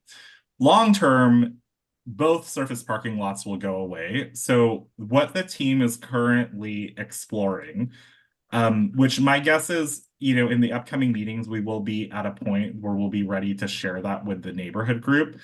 But for these lots that we're looking at here, a potential for what a future happens here and these lots, we're investigating all the potential opportunities for below grade parking right now. There are, very serious challenges with providing below grade parking. It is very expensive. This site you hit bedrock at about 35 feet underground. So you can theoretically get 3 levels. But you do hit boulders at 15 feet underground. So this area that I showed in blue, that is Virginia knows. The areas we highlighted in blue, those are, those sites will get constructed many years down the line. So we're trying to make really smart decisions right now. But the great part is we can start creating this activity on Lois Lane, anticipating surface parking lot. And as we all know, if we look back 5 years ago, the world changes very drastically in 5 years. And so we're trying to make smart decisions that we think will be sustainable regardless of where economy or very unplanned world events may take us. So these people are going to be doing their grocery shopping in Cedar Mill, presumably, and Cedar Hill, which could present some traffic problems, both on the access road and on Barnes and the intersection. And, Scott and I were talking about years ago about 7 lanes on Cedar Hills Boulevard and stuff. So that this development, as it populates, will probably start triggering some of that, because they're not going to eat at the restaurant every night. They're going to be shopping in our area, which the merchants will be happy, but it'll bring more traffic to our street. And we do have our traffic engineer, Josh, on. Would you like to comment? So Virginia, you're absolutely right. People come with cars, and we understand that. So we're currently working on a traffic impact analysis that is looking at the various uses and how those additional cars and people, because not everyone's going to drive, a lot are going to use the transit options that are available. Some will, hopefully, as we build out more and more uses around the site, we'll be able to walk or bike to the adjacent uses, right down to the Rock Gym, to Lifetime Fitness, over to the hospital, the office complex across the street. So there are quite a few options here. There's a pedestrian sky bridge right over 26 on the south side of the transit center right there that gets you over to the Cedar Hills Shopping Center. All of those different options are being analyzed in the traffic impact analysis. And the first few buildings here, we don't expect to trigger any large infrastructure improvements. But this area is within that 2013 planned unit development. And we have required mitigations from that 2013 planned unit development that we have to construct through the process of development. So we will be looking and figuring out which improvements that are conditioned upon the PUD will have to come with development on the station, which ones make the most sense early. And one of the biggest things that we have to honestly keep in mind is we have a very regionally significant hospital just to the east of us here. And so, one of the things that Scott has been very clear about is we need people to be safe. We need access to and from that hospital and the emergency room specifically to remain viable. We cannot slow people down. We can't slow the ambulance down, those sorts of things. So we're paying a lot of attention. We're working very closely with City of Beaverton, Washington County, ODOT, and TriMet. We've got the quartet that we're working with to make sure that we aren't adversely impacting anyone. Looks like we have more questions down at Cedar Grove. Is that right? Virginia, one last thing I'd like to put in there. We will end up with a grocery here ultimately. Yeah. We don't have anything to talk about yet, but people are still waiting to see how this develops. And we will have groceries and hopefully every amenity that people want, all within, the distance between here and Peter Court Town Square. So we're hoping that we don't have people with cars. The stalls cost a lot to build. Yeah. And so we're going to count once we start using the surface lots with these initial buildings. We're going to keep very close track of how many people that reside here actually have cars. So and make it expensive for them. yes. Okay, Cedar Grove. Hi, my name is Jacob Waite. This is actually my first CPO meeting. I was just curious. I don't have a lot of experience of urban planning like this. But it seems like moving towards transit-oriented development and higher density, and along with that, just better public transportation and walkable neighborhoods is just a trend in urban planning in the 21st century. And so I was wondering, when looking at and striving towards those goals and creating a new development like this, right next to the Sunset Transit Center, which is prime real estate for transit-oriented development, where you're right up against the Max line. Maybe you can just help me understand in today's and sort of the current climate for that kind of movement towards transit-oriented development. And I know you said that you're assuming a lot of people won't drive cars, but why do we even need to consider putting in a huge amount of parking anyway? What if we just worked with the city and kind of plan things ahead so that we're just assuming almost all the people there would not really be using cars as their primary form of commuting, and make it so that they don't need to have cars to do their grocery shopping or that kind of thing? Why do we need to worry about putting in a bunch of parking? And that goes back to... Go ahead, Sarah. That goes back to Scott's comment that he just made that, we'll be monitoring that because as he said, our goal is to have the amenities here so that people aren't driving. They've got the Sunset Transit Center right there. We're looking to get, grocery and all the amenities within this space. We're not looking to make this a car-centric facility. So that is definitely our goal. And so that's why we're not just starting right off the bat with a giant parking garage, because we're hoping that that isn't the need by the time we get to, you know, we're looking at more density as we add more buildings, and we want to hopefully, you know, assess how much parking is actually needed for that density. I see. And in addition, we're also going to be building a lot of bicycle trails and connections and places to lock your bikes up safely. You know, we're doing everything we can to do what you just said.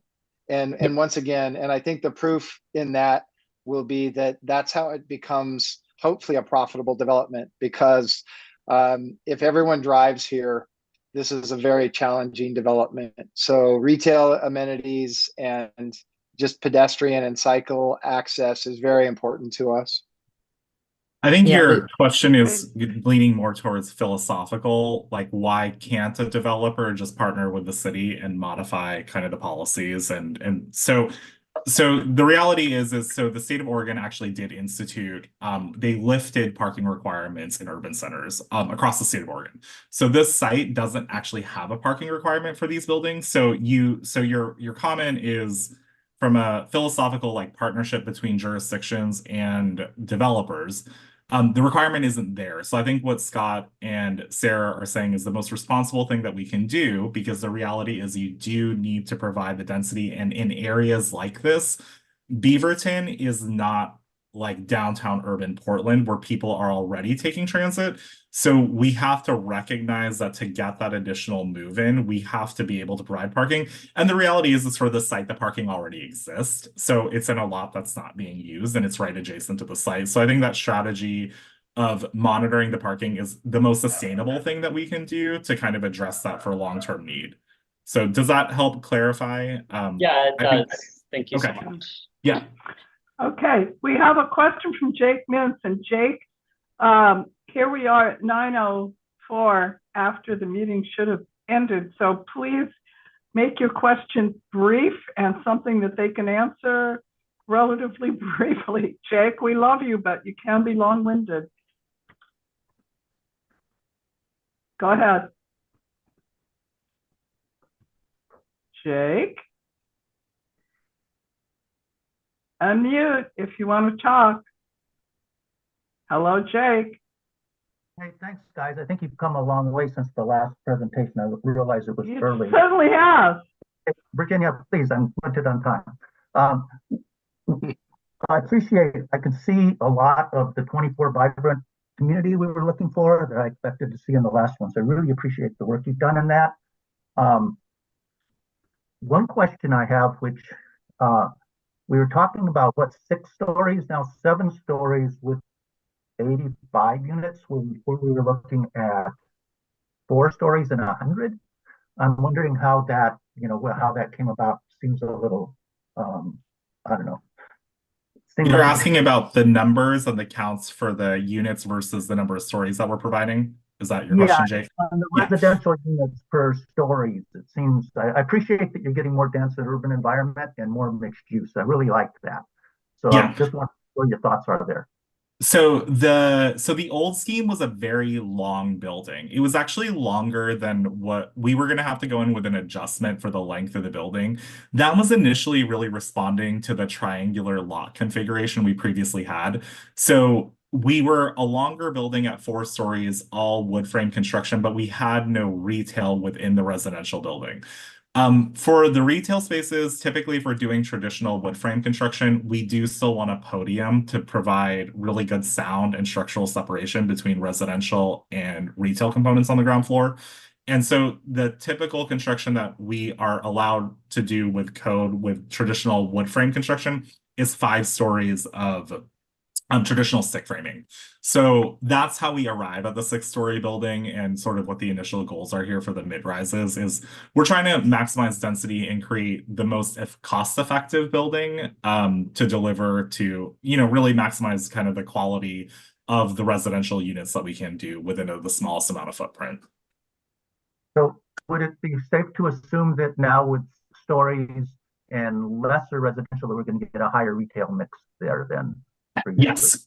Yes, we do have a higher retail mix, and part of the strategy of going taller is by giving the smaller footprint, it provides more opportunity to create these smaller pocketed outdoor spaces between the buildings. Great. Now, in the previous discussion with TriMet, they were talking about the multimodal plan and the need for the multimodal transportation and all of that. So have you guys ever thought, or has there been any discussion with working with TriMet that you've been doing to open up the north end of the TriMet pit platform? I mean, even I like the idea that you have multi involvement with buildings from all four, at least two sides. Would be good to have that with the transit also. You also mentioned, you know, maybe 30 feet down, but to get another level down, maybe it could be something that was reasonably done. I'll quickly address the parking one, Jake. So, no, it's not parking. It's very cost prohibitive to go below the bedrock layer, but I think, Sarah, do you want to comment on the TriMet relationship? I don't know if my connection was bad. I missed half that question. It's not the parking I'm looking for. It would be really easier rather than to take an elevator or the steep steps out of the parking platform pit that's there. If the north side of that was opened up and flowed into the station area, it would have a better transition. That's it, and welcome. I think this is getting a little more granular than we need to be at this stage.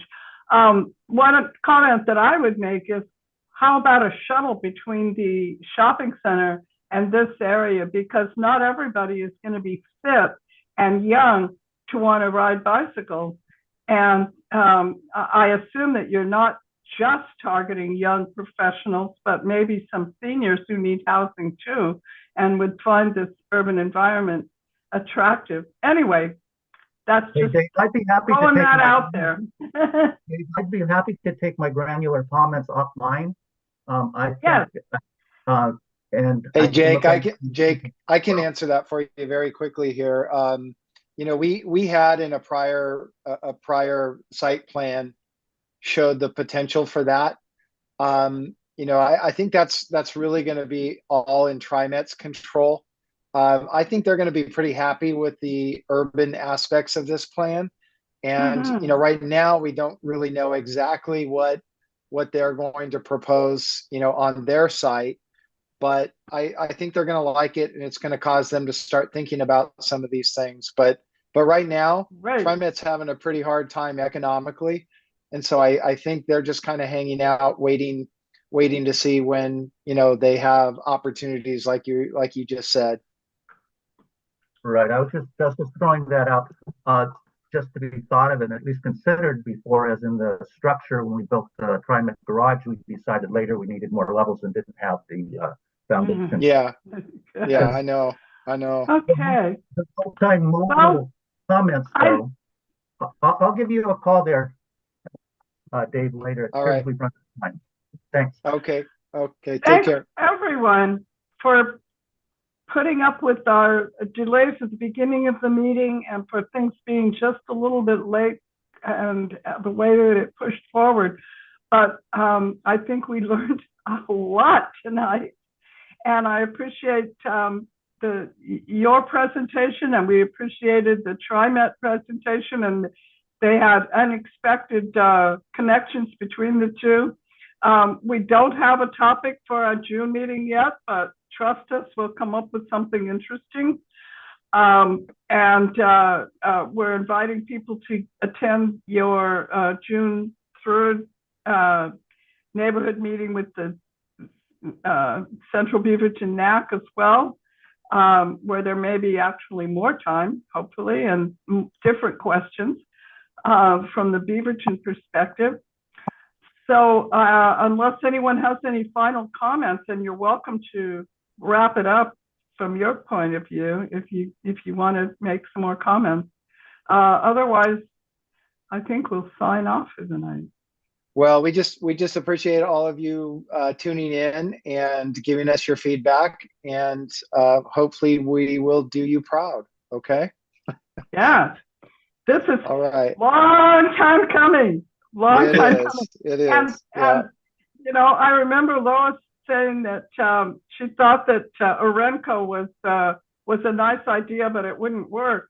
And you guys are kind of leaping forward over the top of Orenco with this proposal. So I was just there today, and it seems pretty thriving. And so big ideas can work.